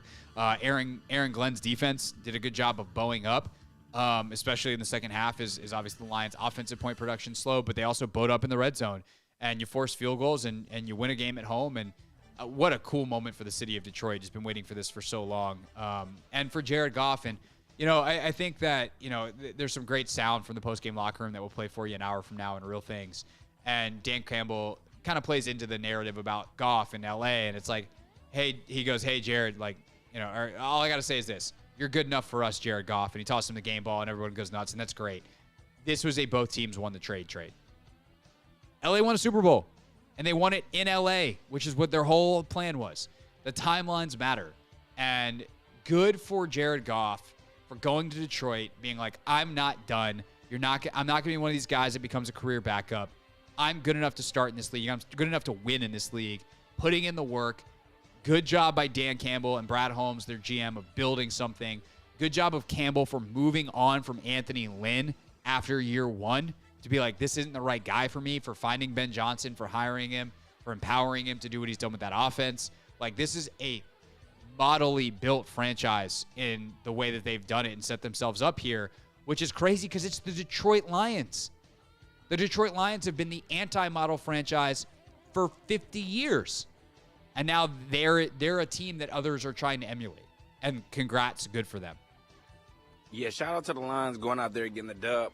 However, Craig, I was very upset to hear them boo Matthew Stafford. After everything that he had done for the city, I don't think they were justified in, going out there and booing. Yeah, I mean, I think if you boo him during the game, it's fine. He's the opposing quarterback. You cheer him before, you cheer him after. There better be. I mean, Matthew Stafford, for what he gave, including a couple of ribs, it feels like, deserves to have his number retired in Detroit. Exactly. But by the same token, Jared Goff just did something Matthew Stafford never did. Won a playoff game in Detroit. Yeah. Mostly that was not Matthew Stafford's fault remotely. Nope. But that is a bizarrely true statement. Steelers-Bills, not a lot to say here. Steelers are not very good by playoff team standards, and especially without T.J. Watt. This game probably could have easily been 40-0. And here's my takeaway from this game, Anthony, quickly, is it's a good reminder how quickly things can turn. One play can change things. And luckily for the Bills, it only changed it to make it a more interesting, competitive game, not like the results change game. But, they should have punted at the end of the first half. And they try a field goal, and on that field goal attempt, it's blocked. Their punter pulls a hamstring, and the Steelers ultimately score. If that is the other hamstring, the kicking hamstring, how different is the rest of their postseason? They could go sign a punter, but they have to go find some punter who's a free agent right now and is, in shape and ready to go. So, it just is a reminder that this is such a week-to-week league, a play-to-play league. Everything's pretty fragile. But, yeah, you see that. And then Eagles and Buccaneers, we'll probably spend some more time on the Eagles tomorrow. Because we'll either probably get an announcement that Sirianni's gone or that he's staying and they fired other people. We can talk about it then. But truly one of the worst collapses in the history of the league. And I saw a great tweet from our old friend Brendan Darr earlier. And obviously they replaced Sean Desai as the defensive play caller in the middle of the season. And Darr goes, when will the NFL learn that the answer is never Matt Patricia? Because when they made the change, it got worse. Yep. And they never found it defensively. And I think I would have a real concern if I was an Eagles fan about the trajectory of Jalen Hurts. Steichen was so clearly a big part of what they were doing.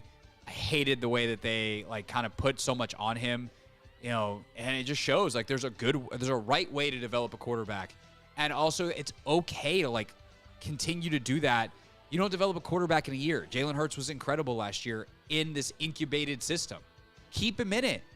You can put a little bit more on his plate, but don't ask him to do everything because he had success not doing a lot last year. And they didn't rely on that O-line like they should have. And the result is you get pounced in Tampa by Baker Mayfield and company. Baker, by the way, insane in this game. 337, 3 touchdowns. Yeah, I just feel as though the Eagles just got away from their identity, running the ball and using the strength of the team, which is the offensive line. They put up a graphic yesterday in week 3 against the Bucs. They ran for 201 yards. Yesterday, they had 42 rushing yards. Complete opposite game plan that they had going against this Bucs team. So I think it's more so I wouldn't even put all of the blame on Jalen Hurts, to be honest. Yes, he didn't have a great last month, but I think the team just got away from his identity. Yeah, and it hurt him a lot. So apparently, Brian Powell, listening on the YouTube stream, said Vic went 3-3. So Brian was tracking the picks. Anthony, with you out, we had multiple people picking up the slack, including some of the YouTube streamers. So Brian, thank you, much appreciated. We also, let's see, we got a couple other. Also, we talked about Peters earlier. Super Bowl in San Francisco. They did make it 2019 when he was there. They lost to the Chiefs. Duh. We're talking about Kyle and Peters. But anyway, the point is, so thanks to Kevin on that. But the point is that I went 4-2. You went 2-4. Vic went 3-3. Yeah. So there's that. We'll pick the divisional round games Friday at 5:30. Do not miss that. When we get back, it's our pick 6 at 6. 6 of the biggest takeaways and sound bites from the Adam Peters introductory press conference next on the Hoffman Show on the Team 980 and always live on the free Odyssey app.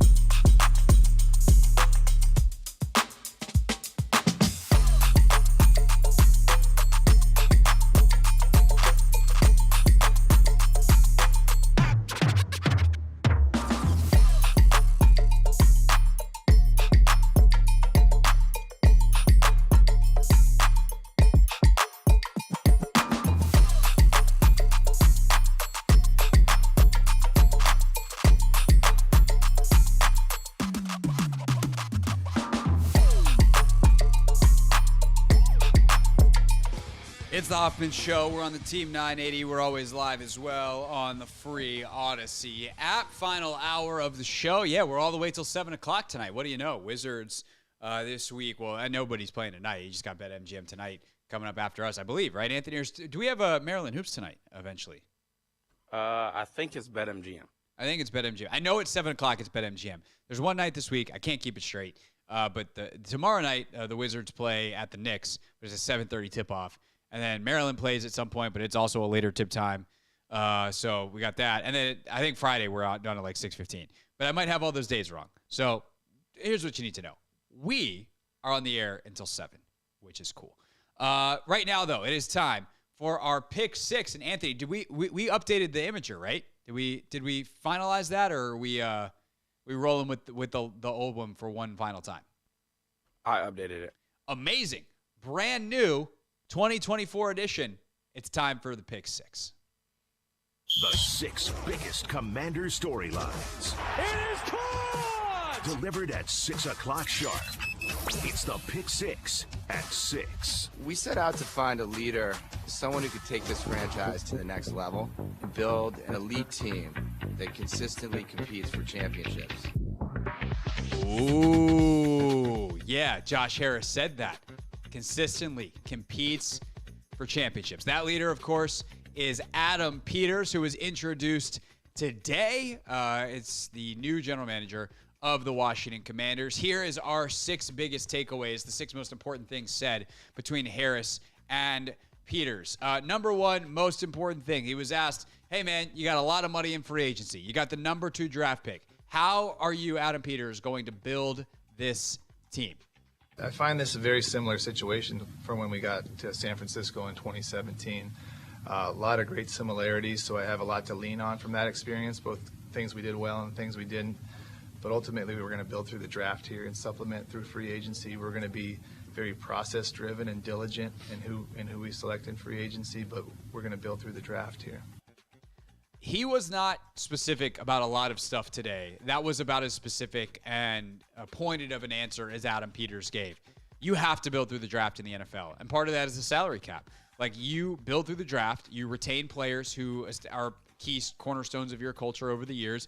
Those are the guys you spend money on. That's where your cap space goes. And you continue to supplement with cheap guys because there's a rookie salary scale. And that is the way to build a winning football team. It is the way almost every single one of these playoff teams is built. And you can be at different places with different positions. Like, your quarterback might be the guy on the rookie deal. Your star left tackle might be the rookie deal. You might, be paying those guys and have a lot of young skill position players, a la what's going on in Kansas City, where they pay the quarterback and, the key tight end. But all the receivers are young guys. Like, you're going to have to get production from young guys at some point that you draft, which means you got to build through it. And that is just, there's no other way around it in the league. It also is the way you're going to find a good quarterback, because when teams find a good quarterback, they do not let them go. Very rarely do you get the Baker Mayfields of the world who become available and then go star on a second, or in his case, fourth team after playing in Carolina and LA last year following his stint with the Browns. But even then, like, no one has Tampa as a favorite for this thing, and no one thinks, I think, that they're going to win a Super Bowl in Tampa with Baker Mayfield at quarterback, even if he could get them to the playoffs with some level of consistency. Larger point, I think that's great. I think that is correct. I think Adam Peters obviously knows that because, well, he's been to the Super Bowl and he's got 3 championship rings and he's seen it implemented.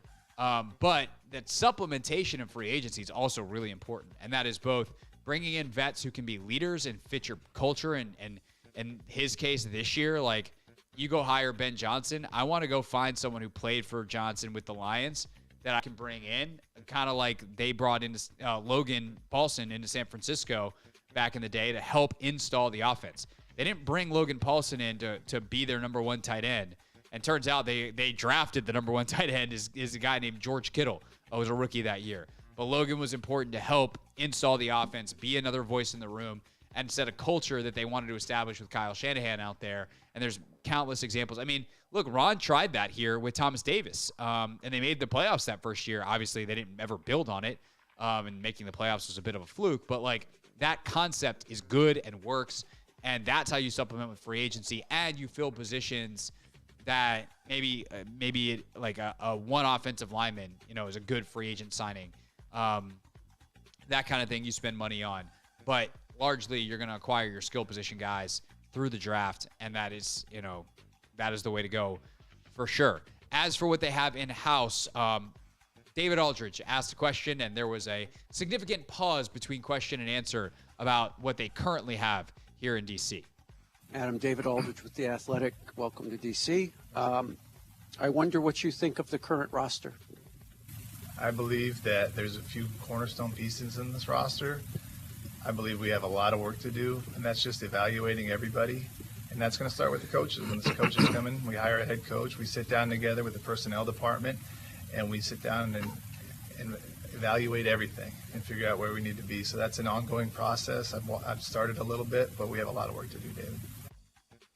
Yeah, they do. Because outside of Deron Payne, there's no guarantees that anyone will be here. And Payne is pretty much guaranteed because of the contract.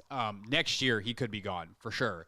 But if they were to move on for him, including a trade this year, the amount of dead money would be silly. Like, if someone wants to give you 3 first-rounders, you can eat that dead money all day, but you're not getting 3 first-rounders for Deron Payne. But I think he says, like, if let's say by training camp, Peters gives another press conference and Terry and John are still here, and it's like, hey, Adam, back in your introductory press conference, you mentioned cornerstone pieces, but you didn't say any names. Were Terry and John Allen 2 names you're thinking of? Like, oh, yeah, absolutely. But he wasn't like, Terry McLaurin is a piece we're going to build around, and we can't wait to get started. Because then if he gets an offer and he wants to trade Terry, or he has a conversation with Terry and he's like, look, man, this might be 2-3 years. Like, would you rather go somewhere else? And Terry's like, hey, if you find a spot for me, like don't be afraid to shop me, or whatever that conversation is, then, you don't want to have to eat crow in a couple of months. And that's the kind of things that coaches and executives have done here in the past. And it's really impossible to know who you want and what you want to do with them when you don't have a coach yet. Because what if they hire a coach who's firm 3-4 guy? Like, John Allen doesn't really fit that. Like, you're going to make John Allen, with all the money you're paying him, a 3-4 end? No. You trade him. And he's a cornerstone piece because you trade him for more draft picks. And so these are the kind of things where if you have a coach that's just like, look, McLaurin's nasty, but like he doesn't really, I'm a timing precision, or I need a big receiver, and he doesn't do it for me. I need a different guy. Then you go trade him. And that's the nature of the league, and that's how good teams operate. So I think it's smart to be like, oh, the cupboard's bare, everyone sucks. You're not going to come out and say that. But by the same token, you don't wind up committing yourself to anybody because the whole roster's up for evaluation. And he hasn't done that yet. Like, during the season, he's got a job. It's not like he's been sitting around waiting for this one. I'm sure he has. Like, he's been waiting for this moment his whole life. He just got named an NFL general manager. But when he says he hasn't evaluated the roster yet, I tend to believe him. He hasn't even been on the job for a day. He's done more social media work than he has doing a Q&A on the Commander's Instagram page than he has actual GM stuff. That probably starts tomorrow. / interviewing the head coach. I guess that's the stuff he might have done, and those are obviously ongoing. As for hiring that head coach, what is he looking for? I thought this was an interesting answer from Adam Peters, number 3 in our pick 6. I think in any head coach and any leader, it's just leadership, great communication, being able to be honest, direct, and upfront, have all those qualities, and they're all intertwined. But those are the main qualities. You have to be very smart. You have to be very driven. There's so many different qualities that make up a great head coach and a great leader. But really, it's just about being a great person, a great human being that people will follow. I think that last part's so great because it explains why being a good person is important. Like, you need a leader. Like, the whole point of leader is, right, you're leading something and some people. So if you're not just out front, the only way you meet the definition of leadership is if people actually follow you.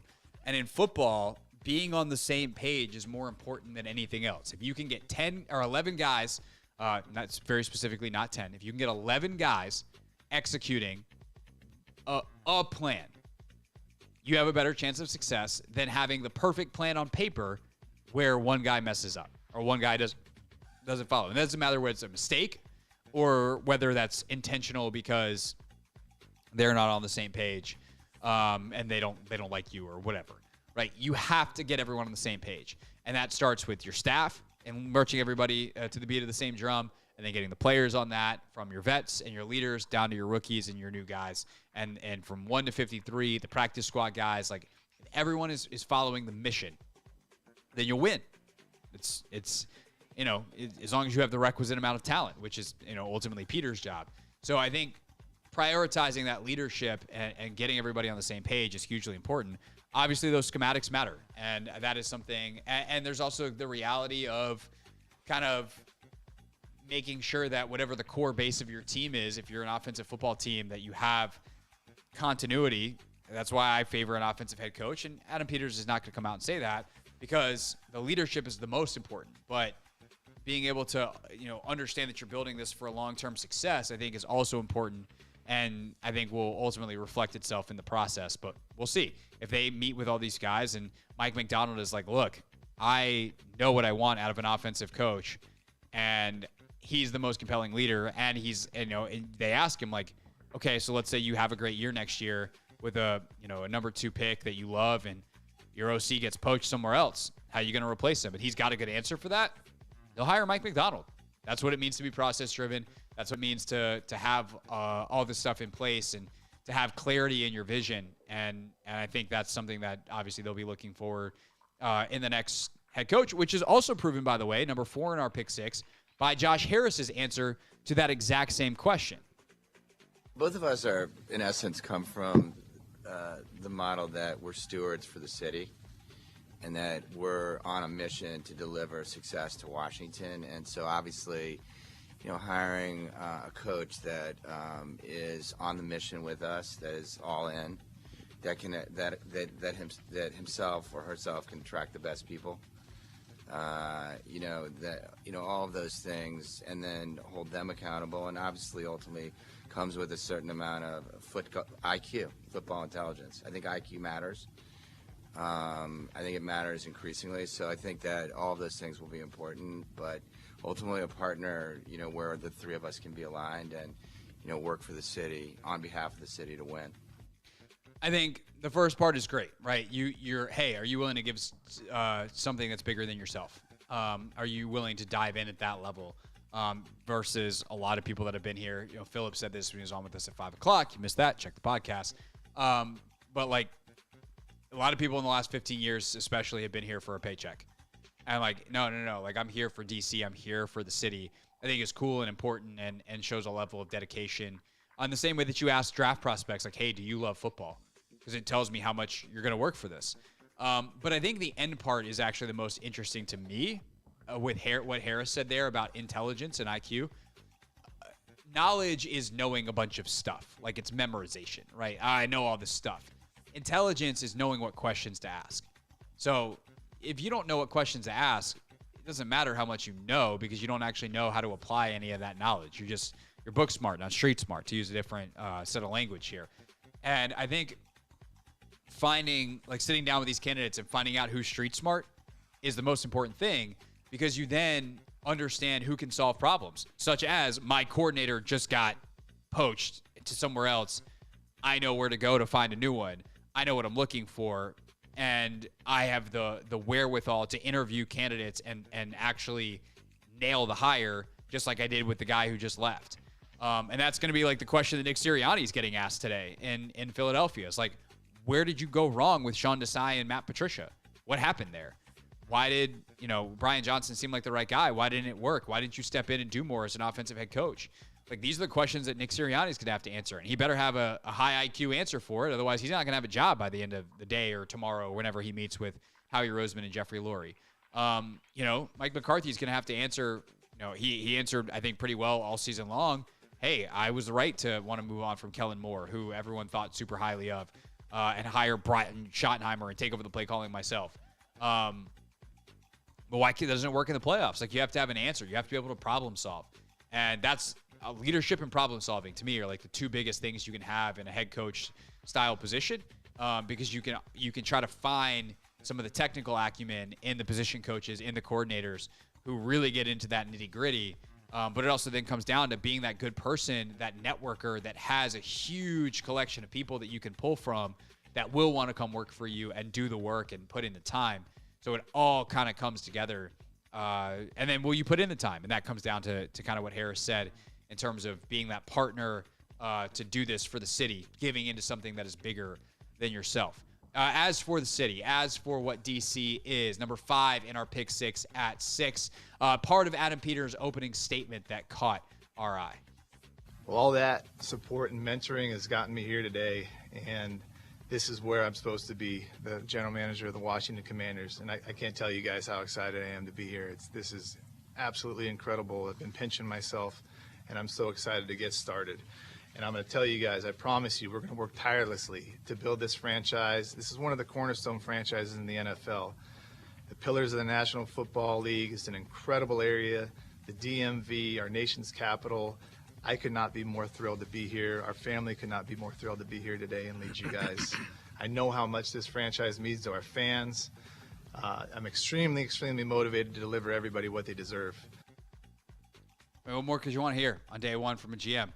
Like, it means something to him. He understands the history. And again, like, I credit you, the fans, listening to this, that came to our event when the team got sold, who went to FedEx Field, especially early in the year when there was a lot more hope. I don't blame you for not going toward the end of the year with how bad the football was. But when you show that cornerstone nature of the team is still there, that it still is a pillar, that it's not just something that's in the past, but that it's still standing, that the support is still there, that it means something, that matters. And it clearly mattered to Adam Peters. Is just part of the reason why he wanted to be here. The other reason is he gets to build something from scratch, which is where we close our pick 6 at 6. It was everything to me. This opportunity with this ownership group in this place, I can't tell you how much that meant to me and our family. And that's why when this came about and I got to meet with everybody, right away I was all in. I probably wasn't a very good negotiator, but I told them I was all in. And that made it easy for me to pass up other opportunities, which were great opportunities as well. But this was the best opportunity in my mind in the NFL. Don't worry, Josh Harris did say he's a good negotiator. So you can thank Peter's agent, but considering he'll be the one negotiating contracts, I hope he's a good negotiator. But also much harder to negotiate for yourself than it is for other people. That's kind of beside the point. The point is, we told you, right? Like, we did the exercise of, like, what actually matters to people there. And everyone's like, Justin Herbert. And I'm like, everything else about the Chargers sucks. And look, if you're Jim Harbaugh and really what you need is a quarterback, then maybe you go there and you win a Super Bowl and you can overcome it because you're you.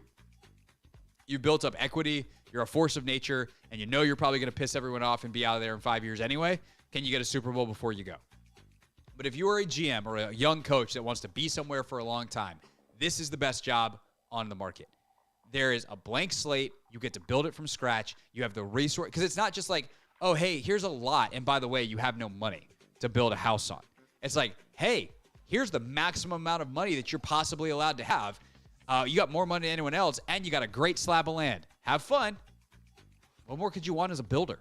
And that's what a GM is. And some head coaches see themselves that way as well. And that third rung to this, the third leg of the stool, if you will, between Harris and ownership, Peters and the front office, and then whoever they hire as head coach is going to have a lot of work to do. Building is hard, but they have every opportunity to do it right. And if you do it right, obviously the level of success and the fame and the fortune and everything that's going to come with it, if you do it here, is almost unmatched anywhere else in the NFL. That is our pick 6. The 6 most interesting things said at today's introductory press conference for new Commanders general manager Adam Peters. We'll take your calls on all of that at 301-230-0980 to wrap up the show over our final half hour here on the Hoffman Show. Team 980, always live as well on the free Odyssey app, and of course, streaming live on YouTube.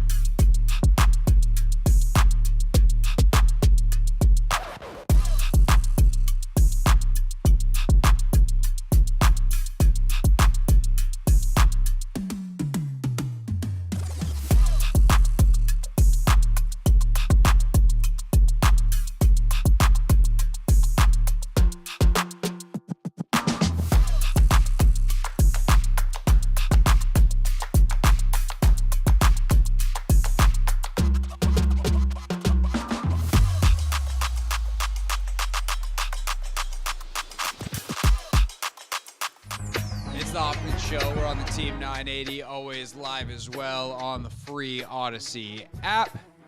Streaming live on YouTube at the Team 980. You're taking your phone calls, 301-230-0980, 301-230-0980. That is the Ace Law listener line. If you get in a wreck, Ace Law helps you get a check. Call 8888 Ace Law.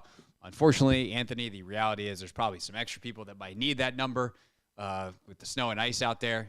So please drive carefully if you're out there driving. I just avoided it today. Home show for your boy. I watched the Adam Peters press conference, Anthony, and I was like, all right, let's go see how the Metro is. And I pull it up, and it says significant delays.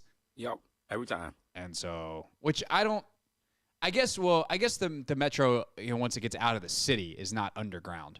So it makes some sense. But, like, it is underground in the city. So I would hope that there's not too bad of delays, but then again, it's a Tuesday, so you get some delays sometimes. Yeah, I don't miss taking the Metro. When I was a middle schooler and high schooler, I guess, but middle school primarily, I had to take the train and bus every day.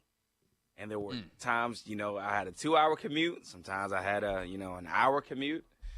But yeah, the Metro is definitely the gift that keeps on giving. Yeah. So hopefully Metro's got it straightened out, and we'll be back in person tomorrow. But it's okay. If you're listening on the radio, probably don't notice difference, so that's fine. If you're watching on YouTube, then you see that I have a different background. Other than that, same old show. Anthony and I look at each other through screens.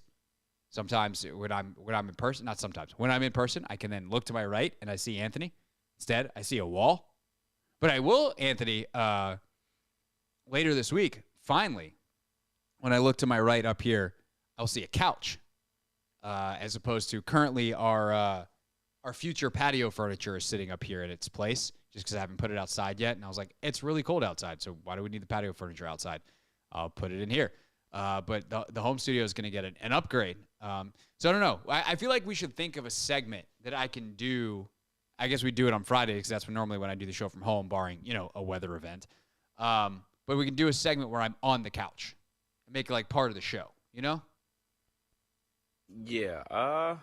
We could bring back I was gonna say, like, we did Linnell's football therapy thing, but then Linnell would be on the couch. Yeah. The couch gives off like calm, relaxing. So maybe it's sometimes you could do a weekend preview. Sometimes you can. I don't know. I'm toying with the idea of like cool takes. Like everyone does hot takes. Yeah. Like what if I did just gave actual flaming hot takes, and then but delivered them in a very relaxed manner while laying on the couch? I feel like that would be a funny bit. Yeah. All right, we'll workshop it. Yeah. In the meantime, Adam Peters introduced today. We'll take your calls. 301-230-0980. 301-230-0980. Let's see. I'm looking at the YouTube chat right now, Anthony, in lieu of calls, obviously. Folks driving around listening, probably also a little less because of the snow and ice. Like, yeah, I'm just driving down 495. Let me call into the Hoffman show. Like, no, today you're like, I'm driving down 495 with two hands on the wheel, and we are going to focus. So I get it. But people talking about different head coach candidates, and there's a couple names that I thought were interesting and kind of ideas. Some of the commenters seem to think that a retread head coach is going to come through here, and I don't think that's what it is. And let me see if I can find the quote real quick because I actually have the transcript up in front of me. Let's see. Edit latest. Long term. But long, yeah. Josh Harris. Actually, Anthony, if I tell you a bite, can you play it? Do you have them all labeled on what he saw in Peters and what is the most important in setting up an organizational structure? Do you have that bite in front of you? If not, I have the transcript. Yeah, let me say it one more time.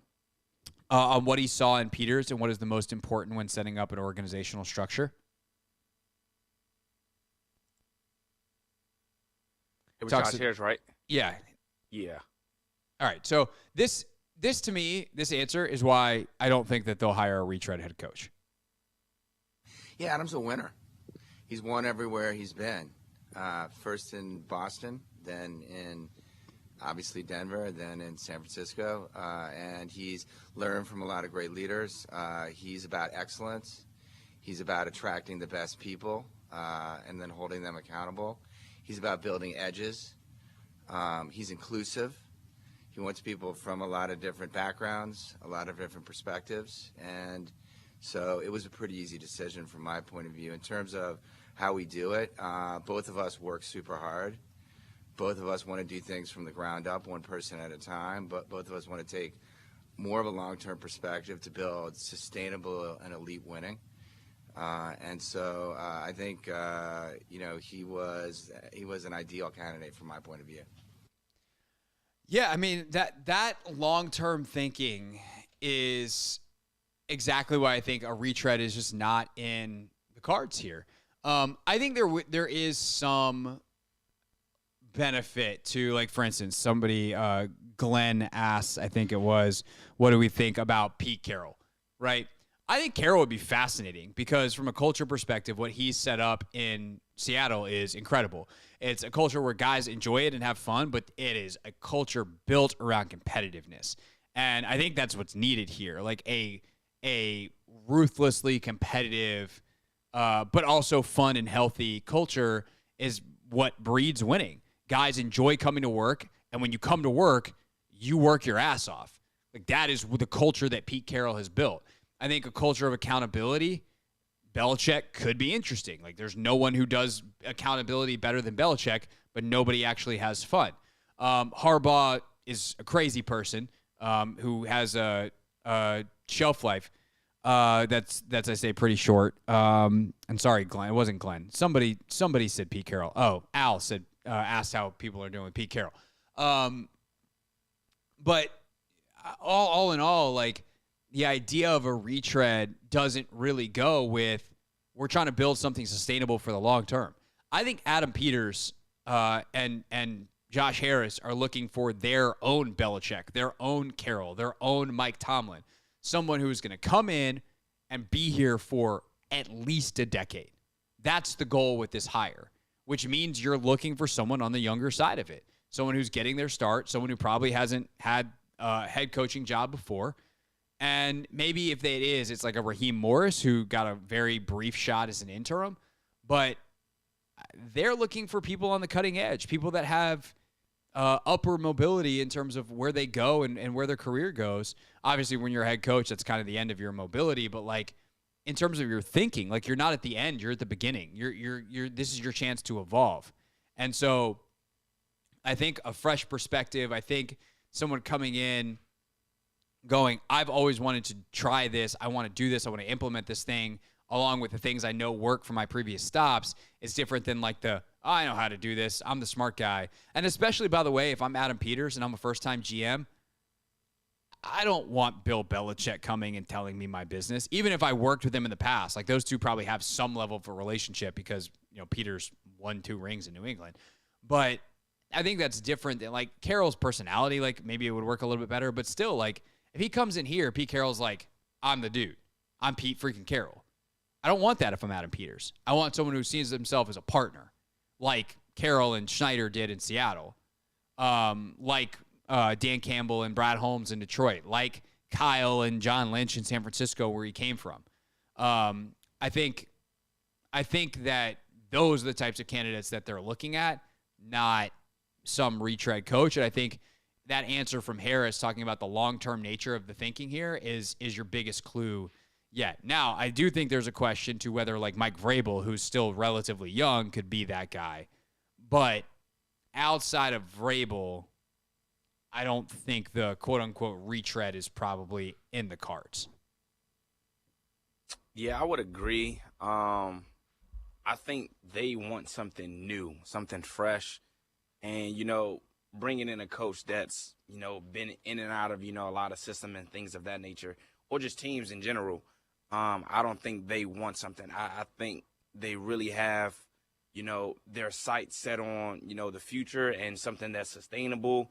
And I think they just want to start anew. So, granted, a lot of people haven't been necessarily fired yet. And I don't pray that they, get fired or anything. But I just feel like with time, Josh Harris and Adam Peters, they're going to have a plan. And their plan is going to be something that's, new with their, regime and their system, who they want in the building, and they'll be able to, have sustained and long-term success, hopefully. So I would agree. I don't necessarily see us, bringing in these people that have been cycled over and over again. I think Dan Quinn's a name that's been out there, and, I don't know. Yeah, Quinn, I think, is interesting. We talk about a leader, like he's great for that. Logan's talked about that. When he played for Quinn in Atlanta. Mm-hmm. And I think he's shown in Dallas, like he can get guys going in the right direction. They've been awesome defensively, even if it hasn't worked for them in the playoffs, and obviously it was disaster on Sunday. But I largely think that even if it's a defensive guy, it's like Mike McDonald, not someone who's been there before. And part of that is like the what players look at is like, okay, hey, like you were a head coach before and it didn't go great. Like, why should we listen to you? Versus like, oh, this is the hot young name, and you come in and you prove why. But that's the thing too, is like, Peters today, you see it at the press conference, like it wasn't spectacular. He didn't give these amazing answers, but like, you're like, oh, I get why that guy's a GM. Yep. That's what you need not necessarily when you get to the press conference for a head coach. Like a good press conference would be nice. You don't want to Adam Gase it, but you get up in that first team meeting in front of the guys, and you're like, this is what we're about. They got to walk out of there being like, I can't wait to play for this dude. Otherwise, you're fighting a major uphill battle from the start. It's the Hoffman Show. We're on the Team 980. We're always live as well on the free Odyssey app. When we get back, we'll preview tomorrow's show and dip into a weekend full of sound in real things, real people said, into real microphones.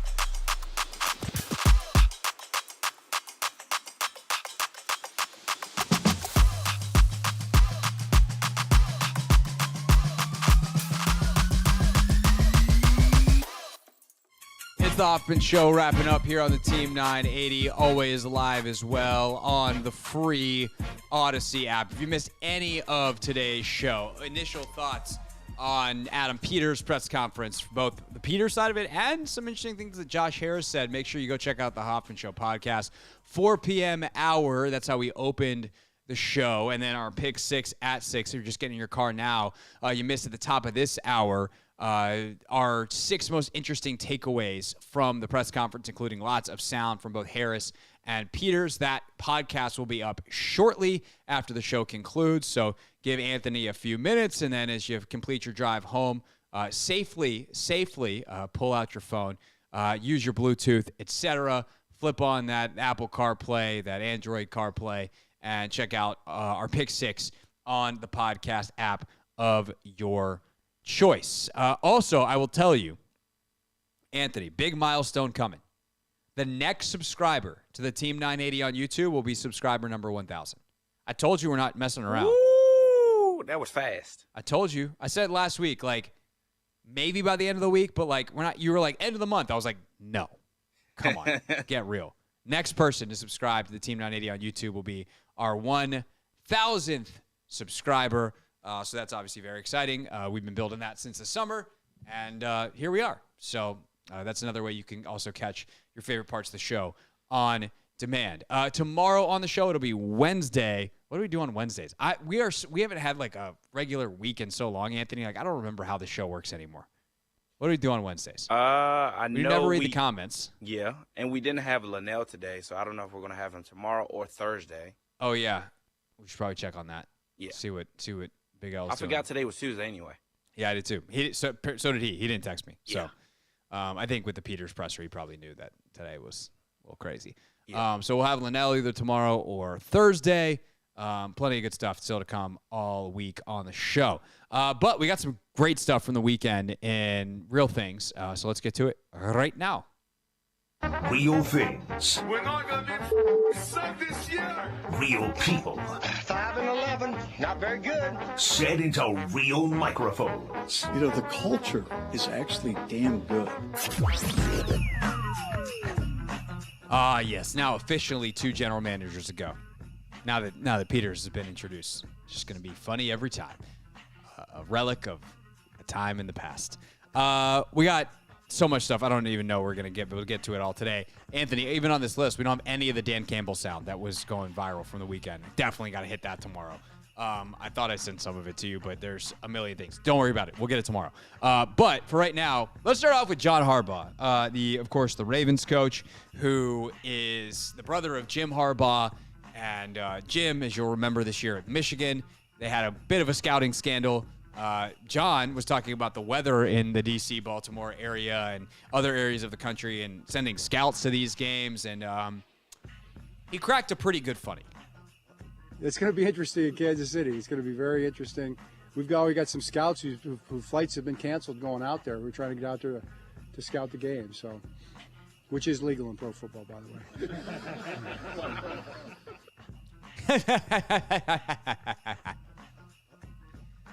Here's the thing. It's legal in college football too, as long as they have a scout's pass. It's just you can't buy a ticket and sit in the stands. Also illegal, I believe, in the NFL. So is that what really happened with Harbaugh? I don't know, man. Oh. That's actually hilarious, though. Well, I mean, that's what the Connor Stallions guy did, is like they bought him tickets to go sit in the stands. Yeah. But then it was like videotape and stuff. I don't know. It's because, like, you can't sit in the press box as a scout with a video camera. Yeah, that would be egregious. Scout signs. Yeah. But if you're a dude in the stands with an iPhone, like, nobody's going to know the difference. Nobody cares. Yeah. Charles Barkley, the king of real things, he had to read some promos for the NBA on TNT. It didn't go great. Don't forget to download the FanDuel app. Number one, don't forget to America's #1 app, FanDuel. That's not right. I know how to read. I'm just nervous. You know. Don't forget to Shaq. Quit, man. All I was doing is drinking. You big dummy. Kenny improvises. Not trying to do Kenny. I'll just read it verbatim. America's #1 app, FanDuel. Sportsbook today. Oh, dear. That's that Auburn University education. No. Come to Auburn. Don't forget. Jack, I thought you'd believe it, man. I'll give Chuck this. Reading promos is harder than it looks. Really? Yeah. There's something about being live and the pressure of it that you don't mess up, or if you do, you just keep going and you don't really stumble over it. Yeah. You're doing a promo, like you're trying to do it perfect, and so people mess up promos all the time. Yeah. It's not that hard. It's not that hard. We'll see you tomorrow. Hoffman Show. BetMGM tonight is next.